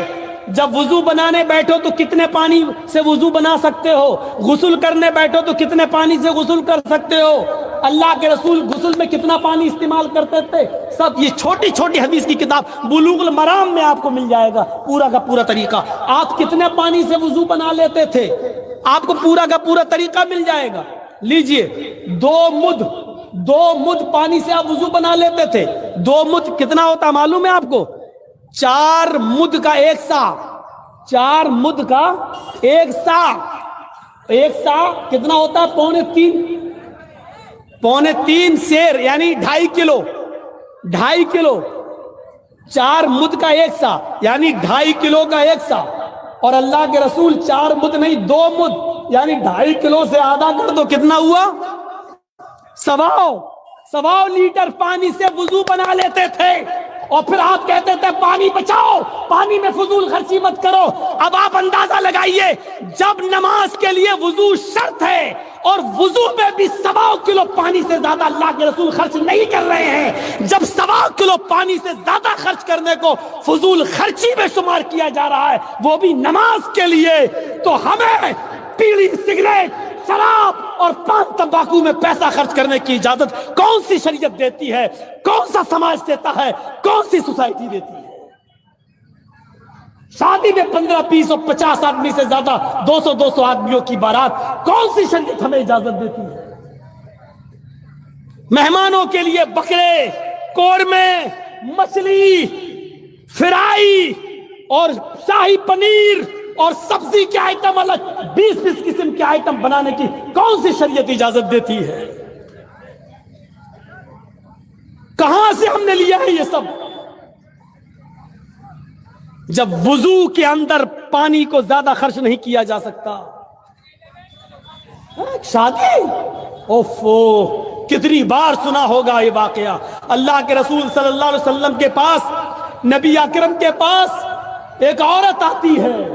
ایک عورت، کتنی بار یہ واقعہ سنا ہوگا، اور آ کر کہتی ہے اللہ کے رسول میں اپنے آپ کو ہبا کر رہی ہوں، میں اپنے نفس کی مالک آپ کو بنا رہی ہوں، میں آپ سے نکاح کرنا چاہتی ہوں. اللہ کے رسول نے اس کو ایک نظر دیکھا اور نظر دیکھنے کے بعد آپ نے نظر نیچی کر لی اور فرمایا اے عورت، اب مجھے عورتوں میں کوئی رغبت نہ رہی، اب مجھے کسی عورت کی ضرورت نہیں، یعنی اب مجھے شادی کی کوئی ضرورت اور حاجت نہیں. وہ عورت وہی بیٹھ گئی کہ شاید ابھی اللہ کے رسول ہمارے لیے کوئی فیصلہ کریں گے. وہی ایک صحابی بیٹھے تھے، کہا اللہ کے رسول اگر آپ نہیں کرنا چاہتے ہیں تو میں نکاح کا خواہش مند ہوں، میرے ساتھ نکاح کر دیجئے. اوئے ہوئے ذرا دیکھیے تو صحیح. اللہ کے نبی صلی اللہ علیہ وسلم فرماتے ہیں تم نکاح کرنا چاہتے ہو؟ کہاں؟ اس عورت سے پوچھا کہ یہ چاہتے ہیں؟ تو کہا اللہ کے رسول اگر آپ نہیں کرنا چاہتے تو ان کے ساتھ کر دیجئے.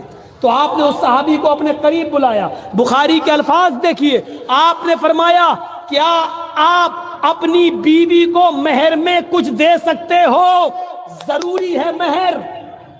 جس چیز کی سب سے زیادہ ضرورت ہونی چاہیے سماج اور سوسائٹی میں، نکاح کے وقت ایک قاضی کو نکاح پڑھانے والے کو پوچھنا چاہیے کہ آپ اپنی بیوی کو مہر کتنا دے رہے ہو. پھر عورت کے پاس خبر جانا چاہیے اس لڑکی کے پاس کہ تمہارا ہونے والا شوہر اتنے روپے مہر دینا چاہتا ہے، کیا تم اتنے روپے مہر یا یہ مہر میں یہ لینا چاہتی، کیا اتنے میں تم قبول کر سکتی ہو؟ لڑکی اور لڑکے دونوں کی رضامندی پر اور جتنا پر طے ہو جائے وہی شرعی مہر ہے. لڑکی لڑکے کی حیثیت سے زیادہ نہیں مانگ سکتی ہے اور لڑکا بھی اپنی حیثیت سے بہت کم کرنا چاہے تو وہ بھی اس کے لیے صحیح نہیں, اپنی حیثیت کے مطابق دے. ارے ولیمے میں جب 5 لاکھ خرچ کر سکتے ہو تو اپنی بیوی کو 50,000 کا مہر کیوں نہیں دے سکتے ہو بھائی؟ موٹر سائیکل مانگنے میں تمہیں شرم نہیں آتی, حیا نہیں آتی؟ اور مہر دینے میں تو اتنا مہر, شریعت میں کا مہر رکھو 66 روپے 40 پیسے. مہر فاطمہ رکھ دو. یہاں مہر فاطمہ یاد آ جاتا ہے, جہیز لیتے وقت جہیز فاطمہ یاد نہیں آتا ہے. مہر کا معاملہ ہو تو مہر فاطمہ یاد آتا ہے, اور جہیز لینے کا معاملہ ہو تو وہاں پر مہر جہیز فاطمہ پھر یاد نہیں آتا. ایک تکیہ ہو, چٹائی ہو کھجور کے پتوں کی, اور تکیے میں بھی کھجور کے پتے بھرے ہوئے ہوں, اور مٹی کے 7 برتن ہوں, ایک چکی ہو جس میں وہ کچھ پیس لیتی ہوں, یہ یاد نہیں آتا ہے. وہاں موٹر سائیکل یاد آتی ہے, وہاں موٹر سائیکل. اب کتنا برا تو بول چکا ہوں, اس کے باوجود بھی تو شرم نہیں آتی ہے, اتنی بے شرمی ہے. ارے ہم انٹرنیشنل بھکاری تک بول چکے ہیں. موٹر سائیکل مانگنے والے کو انٹرنیشنل بھکاری کا خطاب بھی ہم دے چکے ہیں. لنگڑا لولا آدمی جو دروازے پہ آ کے بھیک مانگتا, اچھا لگتا 10 روپے 20 روپے دینے میں, چلو بیچارہ کام کرنے کے لائق نہیں. یہ دکان پہ بیٹھتا ہے, کپڑے کی دکان پہ بیٹھتا ہے. میرا بیٹا ہے کپڑے کی دکان پہ بیٹھتا ہے, دکان پہ آنے جانے کے لیے موٹر سائیکل دے دو اپنے بیٹے کے نام پہ. اللہ کے نام پہ مانگنے والے کو 10 روپے دینے میں اچھا لگتا ہے. اور بولو جو اللہ کے نام پہ مانگے وہ بڑا بھکاری ہے, یا جو اپنے بیٹے کے نام پہ مانگے وہ بڑا بھکاری ہے؟ کعبے کے رب کی قسم کھا کے کہتا ہوں, میں اللہ کی قسم کھا کے کہتا ہوں, ہماری نظر میں 10-20 روپے والا بھکاری اتنا بڑا نہیں ہے. اللہ کی قسم یہ انٹرنیشنل بھکاری ہے جو اپنے بیٹے کے نام پہ موٹر سائیکل مانگتا ہے. یہ اس سے بڑا بھکاری ہے. تم بھکاری مانو یا نہ مانو, مولانا جرجیس اس کو خطاب دے رہا ہے انٹرنیشنل بھکاری کا. مانگو موٹر سائیکل. اور ہمیں ضرور بتا دیا کرنا مولانا صاحب اس لڑکے کی شادی ہوئی تھی, اس نے موٹر سائیکل مانگی تھی, تو میں اس کے منہ پہ کہوں گا اچھا یہی ہے انٹرنیشنل بھکاری. اور جب کسی کی موٹر سائیکل پہ میں بیٹھ جاؤں تو مجھے ضرور بتانا مولانا صاحب یہ وہی موٹر سائیکل ہے جو اس نے بھیک میں مانگی تھی. تو میں کہہ دوں گا نہیں مجھے اس پہ نہیں بیٹھنا ہے. کیوں؟ ارے تو خود بھکاری ہے, تو مجھے کیا بٹھائے گا؟ تیرے پاس تو بٹھانے کے لیے کچھ ہے ہی نہیں. تیری سائیکل پہ چلا جانا گوارا کر لوں گا, لیکن بھیک میں دی ہوئی موٹر سائیکل پہ بیٹھنا گوارا نہیں کروں. لیکن معلوم ہونا چاہیے کہ بھیک میں ملی ہے, جہیز میں نہیں بول رہا ہوں میں. بھیک میں, جہیز کا لفظ آپ لوگوں نے ایجاد کیا ہے, ہماری نظر میں بھیک ہے وہ. چاہے وہ مولوی مانگے, چاہے جرجیس مانگے, چاہے آپ مانگے, چاہے جو بھی مانگے. مدرسوں کے لیے آپ جلسے کر لیتے ہو, ہر سال جلسے میں اتنا چندہ کر لیتے ہو, میری سمجھ میں نہیں آتا ہے جہیز کے خلاف کمیٹی کیوں نہیں بن پاتی آپ کی؟ مسجد کی کمیٹی بن جاتی, مدرسے کی کمیٹی بن جاتی. ابھی کوئی لڑکا کوئی لڑکی لے کے بھاگ جائے, پنچایت بیٹھ جائے گی کیا سزا ہونی چاہیے, گاؤں کے سرپنچ بیٹھ جائیں گے کیا سزا ہونی چاہیے. فلاں اچھا لڑکی کو لے کے بھاگا, اب وہ لڑکی کا باپ کہہ رہا میری لڑکی کہیں منہ دکھانے کے لائق نہیں. پنچایت فیصلہ کر رہی ہے, 2 آدمی 5 آدمی ادھر سے بیٹھ گئے, 5 آدمی ادھر. اب پنچایت فیصلہ کر رہی ہے, کیا کر رہی ہے؟ 4-5 لاکھ روپے دے دو. یا دوسرا فیصلہ کیا کر رہی ہے؟ چل اب اپنے لڑکے کی شادی اسی لڑکی سے کر. آئے پنچایت میں یہ فیصلے کرنے والوں, تمہارے یہاں جب لڑکا لڑکی لے کے بھاگ جاتا ہے اس کی پنچایت بیٹھ جاتی ہے. تمہارے سماج اور سوسائٹی میں ایک نوجوان لڑکا شراب پی کر راستے میں پڑا رہتا ہے, ماں بہن کی گالیاں بکتا ہے, پنچایت کہاں چلی جاتی ہے؟ اس شرابی کے بارے میں کوئی پنچایت کیوں نہیں بیٹھتی ہے؟ اس شرابی کا سوشل بائیکاٹ کیوں نہیں کیا جاتا ہے؟ وہ شرابی تمہارے معاشرے اور سماج میں کیوں رہتا ہے, کیوں پنپ رہا ہے؟ جو چیز تمہیں پسند آتی ہے تم اس کی پنچایت بٹھا لیتے ہو, اور جو چیز میں تمہاری یہ اولاد خود ملوث ہے اس کی پنچایت نہیں, یعنی جو تمہارے پسند من میں آئے اس کی پنچایت کرو گے, اور جو تمہاری مرضی میں آئے اس کی پنچایت نہیں کرو گے. یہ شریعت ہے؟ کوئی کرانہ مرچینٹ کی दुकान नहीं, परचूनी की दुकान नहीं, जो पसंद आए वो ले लो और जो पसंद ना आए उसको छोड़ दो। शरीयत है, अगर लड़का लड़की लेके भागता है, उसकी पंचायतें जुड़ती हैं, तो शराबी लड़कों का सोशल बाइकाट होना चाहिए। न कोई उसको लड़की दे, न उसकी लड़की ले, ये पंचायतों में ये तय होना चाहिए, उसका सोशल बाइकाट होना चाहिए उसका। हमारे समाज में, मुआशरे में लोग नमाज नहीं पढ़ते और अजान हो रही है, और बेनमाजी हमारी आंखों के सामने टहलते। पंचायत और गांव के सरपंच कहां चले जाते हैं, उनके खिलाफ मीटिंगें क्यों नहीं होती हैं? जबकि बेनमाजी के बारे में शरीयत कहती है कि बेनमाजी अगर शादीशुदा है, अगर वो नमाज शादी से पहले पढ़ता था और शादी के बाद अगर उसने नमाज पढ़ना छोड़ दिया, तो उसकी बीवी उस पर हराम हो जाती है। शरीयत कहती है कि यह निकाह बातिल हो जाता है। वो तलाक दे या ना दे, औरत किसी नमाजी औरत के आदमी के साथ निकाह कर सकती है। जहां शरीयत ये हुक्म देती है, उसके लिए कोई पंचायतें आप नहीं बिठाते हो। लड़का लड़की लेके भाग जाए तो पंचायतें बैठ रही है, शराबियों के खिलाफ कोई पंचायत नहीं बैठ रही है। कहां चला गया हमारा समाज, कहां चली गई हमारी सोसाइटी? अपने अकल के नाखून लो और सोचो। वो औरत कहती है, फिर मैं बहक गया, कहती है अल्लाह के रसूल, अल्लाह के नबी ने क्या कहा? महर बताओ देने के लिए क्या है, क्या दोगे महर? कुछ है? कहने लगा नहीं मेरे पास कुछ नहीं है। अल्लाह के नबी ने कहा एक बार अपने घर चले जाओ और देख कर आओ। बुखारी शरीफ का वाकया, किताबुन निकाह। एक बार घर जाओ, अगर कुछ मिल जाए तो लेकर आओ। वो गया और वापस आया, कहता अल्लाह के रसूल मैं घर गया, घर में लोगों से पूछा, अपने घर वालों से पूछा, घर में कुछ नहीं है, ऐसी चीज हमें नहीं मिली कि मैं इसको मेहर दे सकूं। मेहर देने के लिए भी नहीं है, घर में कुछ है नहीं, और शादी का सपना हम तसव्वुर करें हमारे यहाँ हो जाएगी।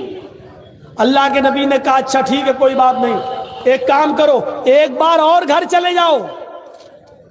का फिर का अगर लोहे की अंगूठी मिल जाए तो वही लेके आओ, जाओ उसी को मेहर बना देंगे। अरे कुछ तो दो अपनी होने वाली बीवी को। वो गया, फिर वापस आया और कहता अल्लाह के रसूल लोहे की अंगूठी भी नहीं मिली।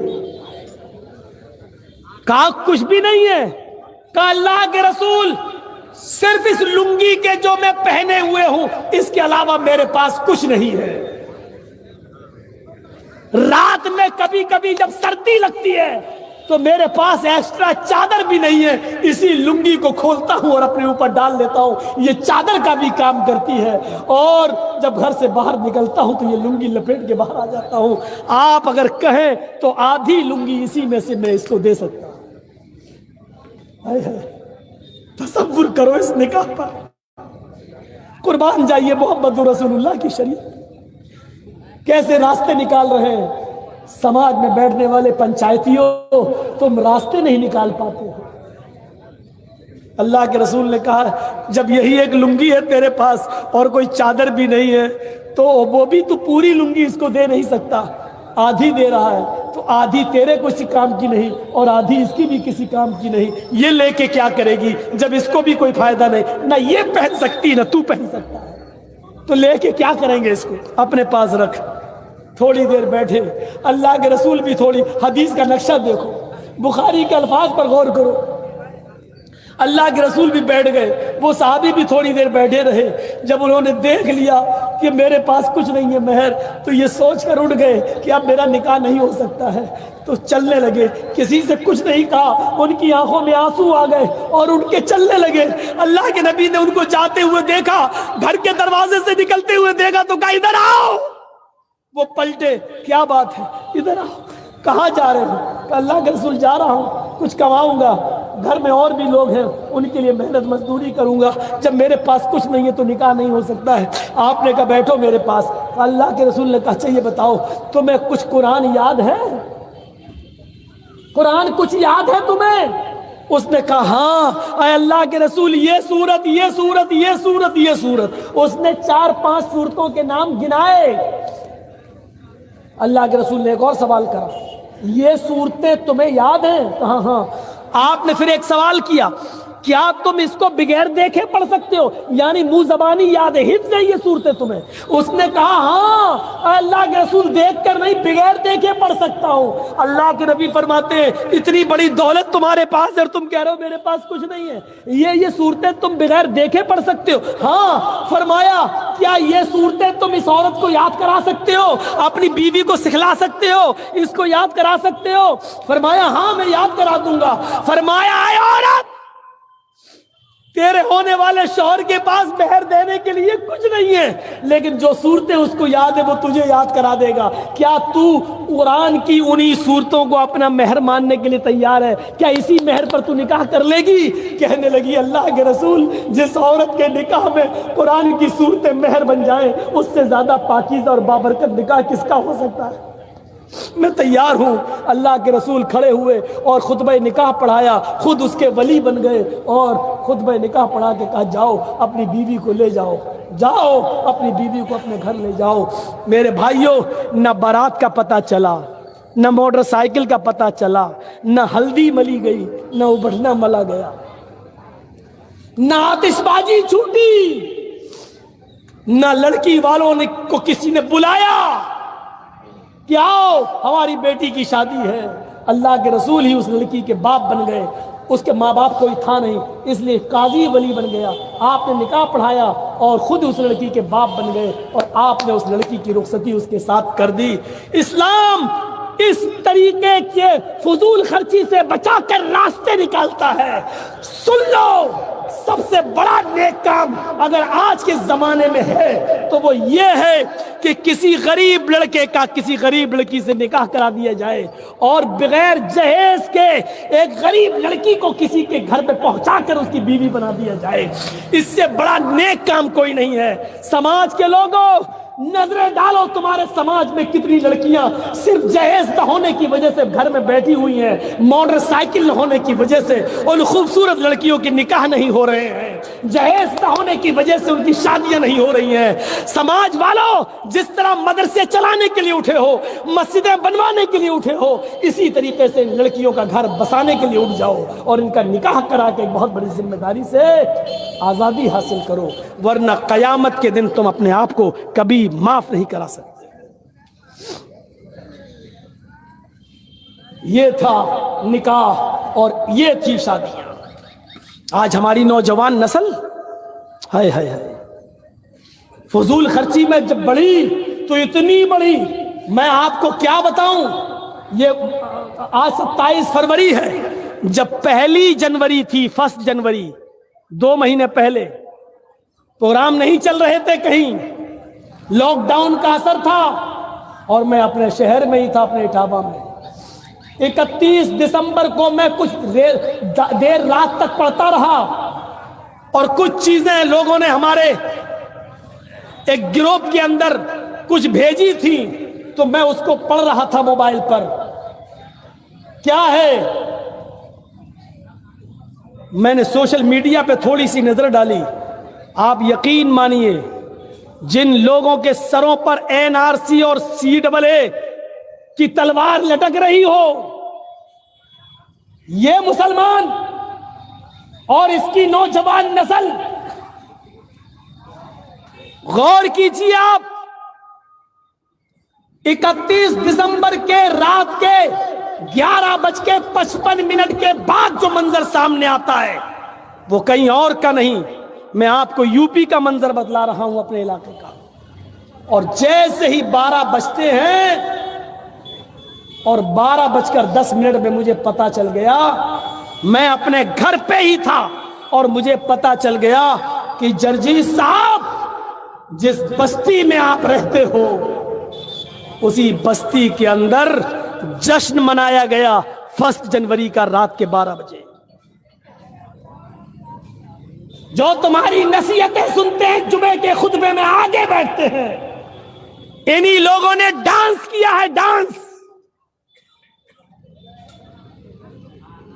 میں نے پتہ لگانے کی کوشش کی تو میں اس وقت کانپ کے رہ گیا جب پتہ یہ چلا کہ اس میں صرف نوجوان لڑکے ہی نہیں بلکہ 1 جنوری کو رات کے 12 بجے اس سماج میں رہنے والے لڑکوں کے ساتھ ساتھ لڑکیوں نے بھی شراب پی اور پھر ایک دوسرے کے ہاتھ میں ہاتھ دے کر شراب کے نشے میں ڈانس کیا اور ناچا. اور یہ سب کرنے والے غیر مسلم نہیں مسلمان تھے اور ہمارے اپنے تھے. کہاں جا رہی ہے ہماری سوسائٹی؟ جس علاقے میں رہ کر 20 سال میں نے خطبے دیے ہوں، جس مسجد میں جب میں اٹھاوا ہوتا ہوں تو جس مسجد میں میں نماز پڑھاتا ہوں،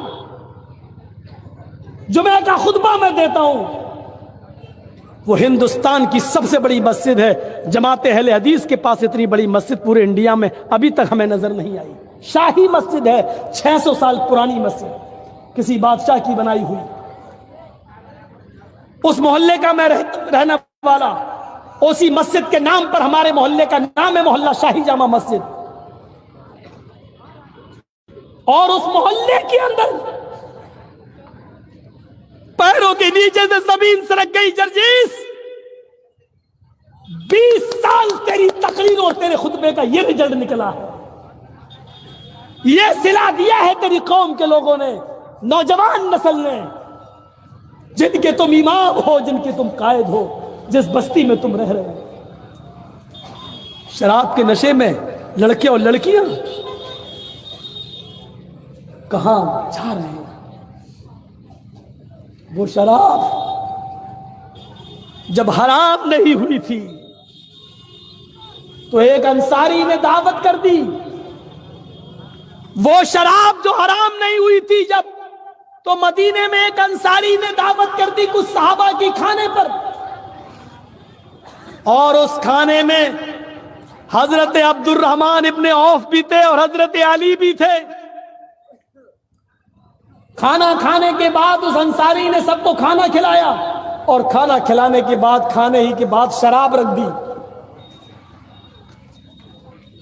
صحابہ کرام نے شراب بھی پی لی کیونکہ حرام نہیں ہوئی تھی اس وقت. اور جیسے ہی شراب کے نشے میں آئے تو اسی وقت نماز کا ٹائم ہو گیا، مغرب کی یا عشاء کی. اذان کی آواز آنے لگی. اس انصاری نوجوان نے جس نے دعوت کی تھی اپنے گھر پر، اس نے وہیں پر چٹائی بچھا دی اور کہا کہ لوگوں، ہم نے اور تم نے شراب پی رکھی ہے، اس لیے اس حال میں مسجد میں نہ جائیں، یہیں نماز پڑھ لیتے ہیں. ایک صحابی کو نماز پڑھانے کے لیے کھڑا کر دیا اور باقی سارے صحابہ اس کے پیچھے نماز پڑھنے لگے. راوی کو شک ہے وہ مغرب کی نماز تھی یا عشاء کی، اور نماز کی نیت جیسی باندھی، اللہ اکبر، ثنا پڑھنے کے بعد تلاوت ہونے لگی. اور قرآن کی یہ 7 آیتیں تو بالکل صحیح پڑھ لی گئیں. الحمدللہ رب العالمین الرحمن الرحیم مالک یوم الدین ایاک نعبد و ایاک نستعین اہدنا الصراط المستقیم صراط الذین انعمت علیہم غیر المغضوب علیہم ولا الضالین. آمین. یہاں تک تو اس صحابی نے آیتیں صحیح پڑھی، لیکن شراب کا نشہ جب کھوپڑی پہ چڑھنے لگا تو اس کے بعد جب انہوں نے قرآن کی جو سورت پڑھی تو اس میں گڑبڑا گئے، اور نشے کی حالت میں وہ قرآن غلط پڑھنے لگے. سورہ کافرون کی تلاوت کر رہے تھے، قُلْ يَا أَيُّهَا الْكَافِرُونَ لَا أَعْبُدُ مَا تَعْبُدُونَ. سورہ کافرون کی تلاوت یہ ہے کہ اے محمد صلی اللہ علیہ وسلم کہہ دو کہ اے کافرو، لا اعبد ما تعبدون، میں ان کی عبادت نہیں کرتا جن کی عبادت تم کرتے ہو، میں ان خداؤں کو نہیں پوچھتا جن کو تم پوچھتے ہو. لیکن وہ صحابی گڑبڑا گئے اور انہوں نے قرآن کی آیت सूरत इस तरीके से पढ़ दी, कुल या अय्युहल काफिरून नहनु नअबुदु मा तअबुदून। आए काफिरो, हम भी उनकी इबादत करते हैं, उन झूठे खुदाओं को हम भी मानते और पूजते हैं, जिनकी इबादत तुम करते हो, जिनकी पूजा तुम करते हो, उनकी हम भी करते हैं। कुरान का माना ही बदल गया, आयत ही गलत पढ़ दी। अल्लाह अल्लाह करके किसी तरीके से नमाज पढ़ ली गई, लेकिन यहाँ नमाज पढ़ी, वहाँ अल्लाह ताला ने जिब्राइल को भेजा और मुहम्मदुर रसूलुल्लाह को बाखबर कर दिया। कुरान की आयत नाजिल होती है, या अय्युहल्लज़ीना आमनू ला तक़रबुस्सलाह व अंतुम सुकारा हत्ता तअलमू मा तक़ूलून।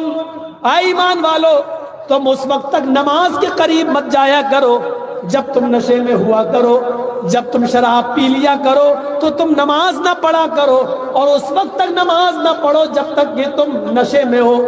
जब नशा उतर जाए तब तुम मस्जिद में जाया करो और उस वक्त नमाज पढ़ा करो जब तुम्हारे मुंह से जो निकल रहा तुम उसको समझने लगो। हत्ता तअलमू मा तक़ूलून, जो तुम बोल रहे हो उसको समझने लगो कि मैं क्या बोल रहा हूं, तब तुम नमाज पढ़ने जाओ। इस आयत ने सहाबाए किराम की जिंदगी बदल दी। या अल्लाह, अब हमारे ये दिन आ गए, अब हमें अल्लाह ताला ने ये कह दिया कि तुम नमाज मत पढ़ो जब तुम नशे में हो, यानी नमाज के लिए रोक दिया गया। ये शराब इतनी बुरी चीज है, इसको पीने के बाद जब हम नशा आ जाए तो नमाज ना पढ़ें। या अल्लाह, ऐसा कैसे हो सकता है? क्या हम शराब पीकर नमाज को छोड़ दें या नमाज के लिए हम शराब को छोड़ दें? दोनों में से एक चीज छोड़ना पड़ेगी। क्या मैं शराब पी लूं तो नमाज छोड़ूं या नमाज के लिए शराब छोड़ूं? सहाबा का ईमान इतना मजबूत था, कहने लगे, अय अल्लाह, ये कैसे हो सकता है कि मैं शराब पी कर नमाज छोड़ दूं? अय अल्लाह, हजारों शराब कुर्बान, लेकिन नमाज को कुर्बान नहीं होने दूंगा। अब सहाबा ने टाइम टेबल चेंज कर दिया और वो अब देखते थे कि जोहर का वक्त करीब है तो शराब ही नहीं पीते थे। नहीं, जोहर के बाद पिएंगे। नमाज पढ़ के आए, नहीं, पहले खाना खा लो, अभी शराब पिएंगे तो घर में अच्छा ही लगेगा। बीवी, खाना खा लो। खाना ना खाया, खाना खाने के बाद तो नींद अपने आप आने लगी। अरब के अंदर कैलूले की आदत थी, सो गए। अरे नींद तो ऐसी आ रही, शराब पीने की क्या जरूरत है? अब उठे, चलो अब पी ले शराब। अरे अब क्या पिए, अब तो असर की नमाज का वक्त हो गया है, अगर पिएंगे तो नशा आ जाएगा, नशा आएगा तो फिर हम नमाज नहीं पढ़ पाएंगे, और नमाज छूट गई तो ये बहुत बड़ा गुनाह होगा। हम जानबूझकर नहीं, इसने बहुत से साहबा की नमाजें शराब छुड़वा दी। लेकिन एक मजलिस में जब शराब का दौर चलने लगा तो अंसारी मुहाजिर को, मुहाजिर अंसारियों को गाली देने लगे। शराब के नशे में अंसारी मुहाजिर कहने लगे, ऐ मदीने वालों, तुम हमारे नौकर हो, ऐ मदीने वालों, ऐ अंसारियों, हम सबसे अफजल हैं, हम तो मोहम्मद रसूलुल्लाह की कौम के हैं, हम तो कुरैशी लोग हैं, अल्लाह के नबी हमारे खानदान में आए हैं, इसलिए हम तुमसे अफजल हैं। अंसारी भी शराब के नशे में उल्टा सीधा बोलने लगे, अरे ऐ मक्के वालों, तुम हमसे बड़े हो, तुम हमसे ऊंचे हो, अरे रहने को घर नहीं था, मक्के से निकाले गए हो, हमने तुम्हें रहने को घर दिया, तुम भूखे थे, हमने तुम्हें खाना दिया, पहनने को कपड़े नहीं थे, हमने तुम्हें पहनने को कपड़े दिए, और आज हमारी बिल्ली हमी को म्याऊं, हमारी बिल्ली आज हमी को घुर्रा रही है, हमसे कह रही हम तुमसे बड़े हैं, तुम हमसे बड़े हो नहीं सकते, तुमको पनाह हमने दी, अपने घर में हमने रखा तुमको, हम सबसे ऊपर। अल्लाह के नबी के कानों में आवाज गई, अंसारी अपने आप को बड़ा कह रहे हैं और मुहाजिर अपने आप को। अल्लाह के नबी ने कहा, अल्लाह, क्या मैं यही दिन देखने के लिए जिंदा हूँ जिस चीज को हम खत्म करने आए थे, अमीरी और गरीबी को मिटाने आए थे, जात पात खत्म करने आए थे, ऊंच नीच खत्म करने आए थे, तकवे की बुनियाद पर किसी को बड़ा और छोटा बनाने आए थे, आज ये लोग आपस में लड़ रहे हैं। अय अल्लाह, तू शराब के बारे में कोई हुक्म नाफिज फरमा दे।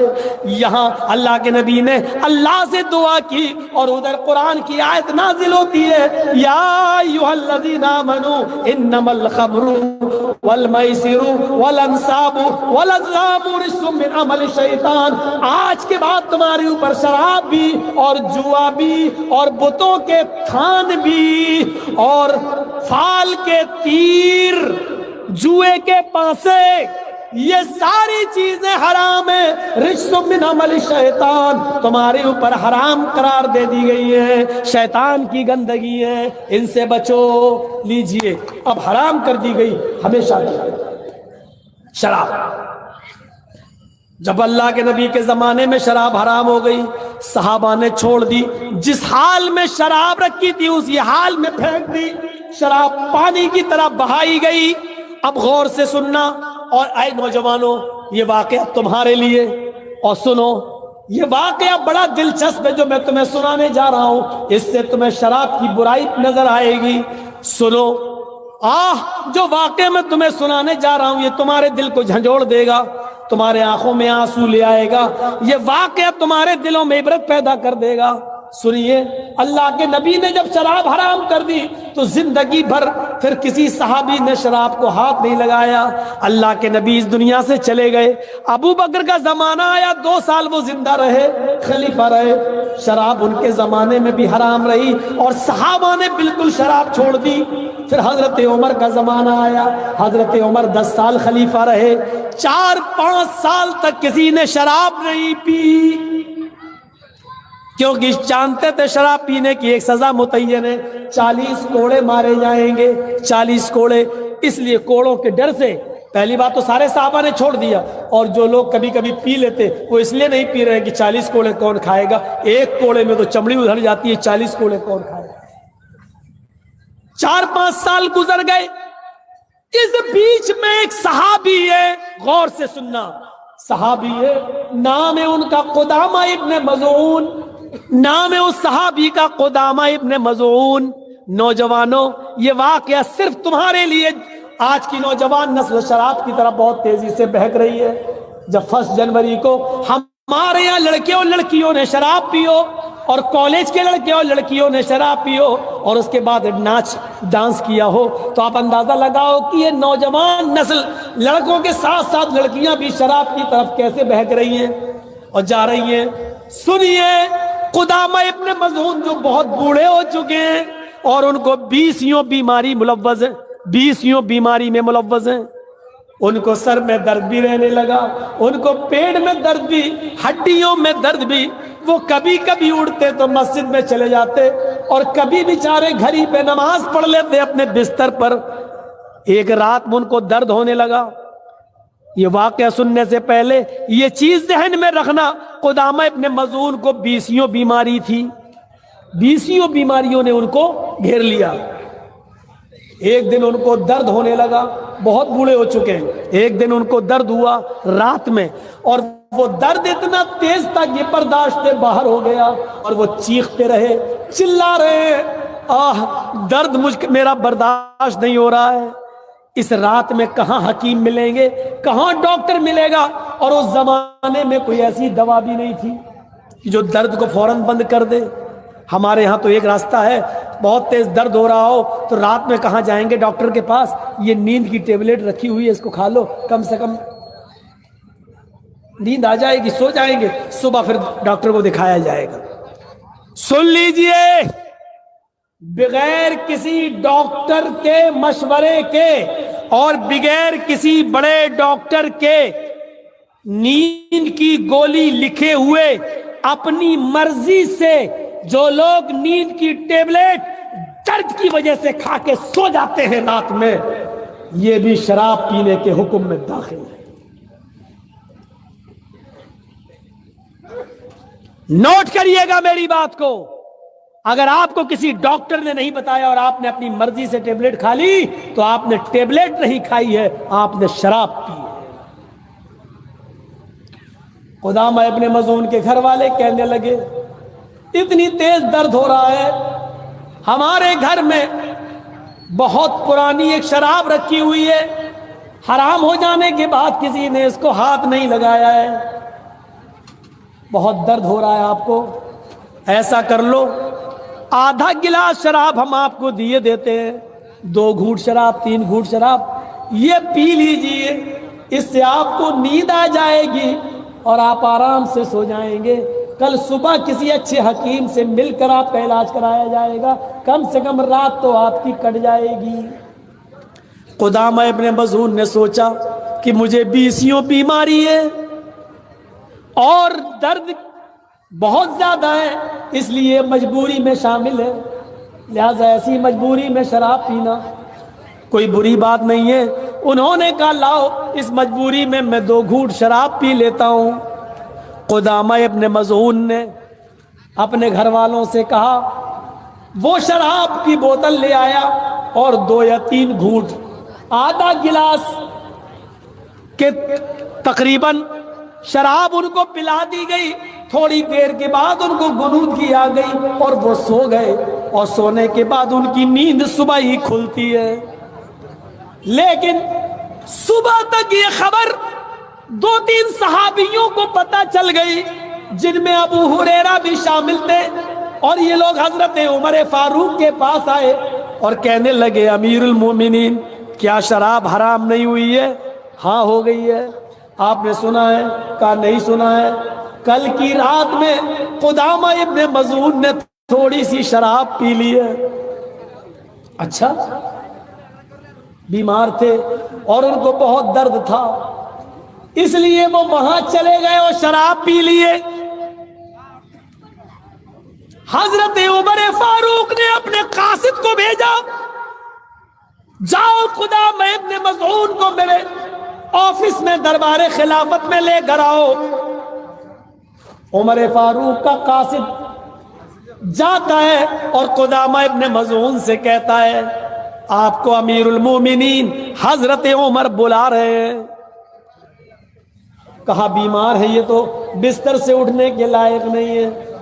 قدامہ ابن مظعون کہتے ہیں کوئی بات نہیں، اے میرے بیٹے مجھے کھڑا کرو۔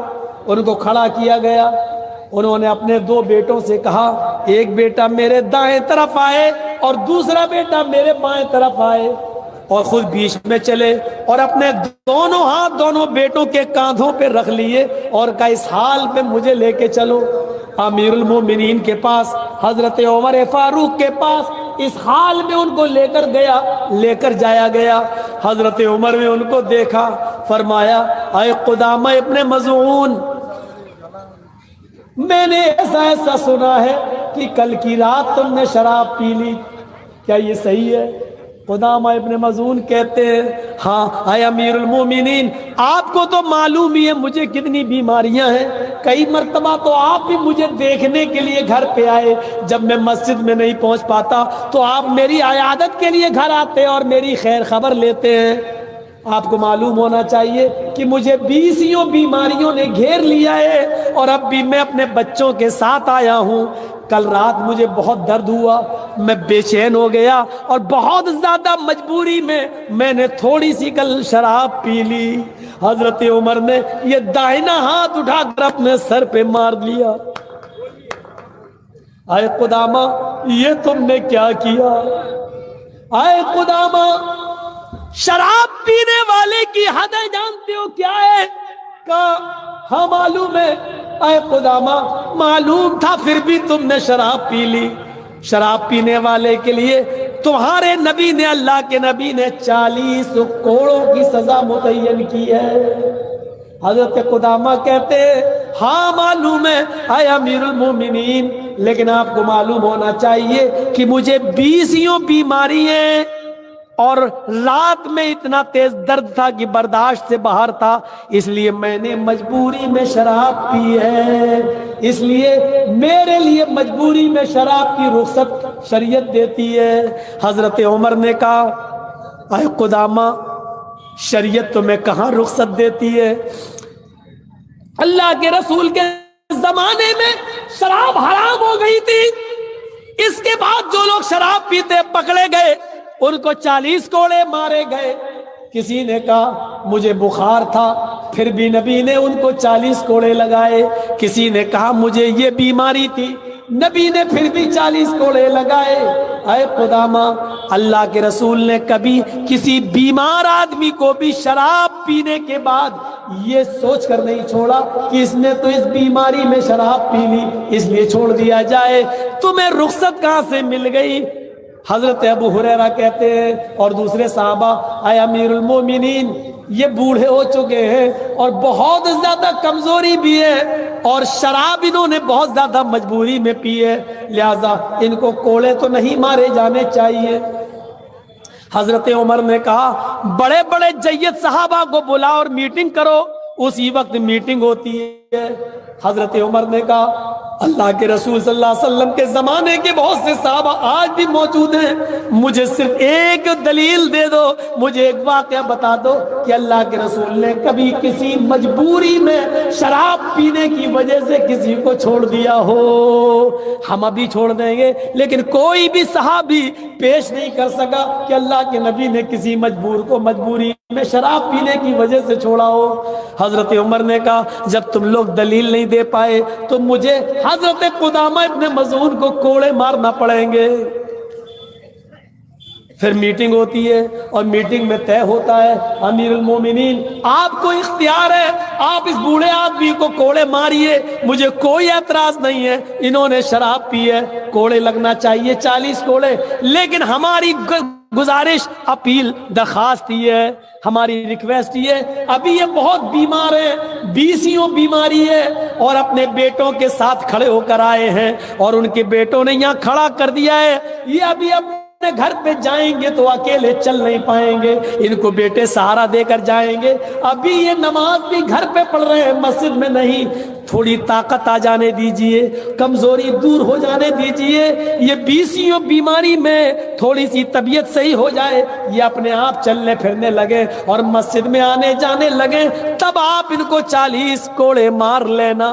حضرت عمر فاروق نے کہا افسوس اے ابو ہریرہ میں تمہاری یہ ریکویسٹ نہیں مان سکتا، اس کی وجہ یہ ہے کہ میں ان کو 1 ہفتے کی مہلت دے دوں، میں ان کو 10 دن کی مہلت دے دوں کہ یہ حکیم سے علاج کرائیں اور ان کو طاقت آ جائے، میں ان کی طاقت کے آنے کا 10 دن انتظار کروں اور جب تک ان کو طاقت آئے یہ چلنے پھرنے لگے، پتہ چلا کہ ان 10 دنوں میں میرا ہی انتقال ہو جائے، میں اللہ کو پیارا ہو جاؤں۔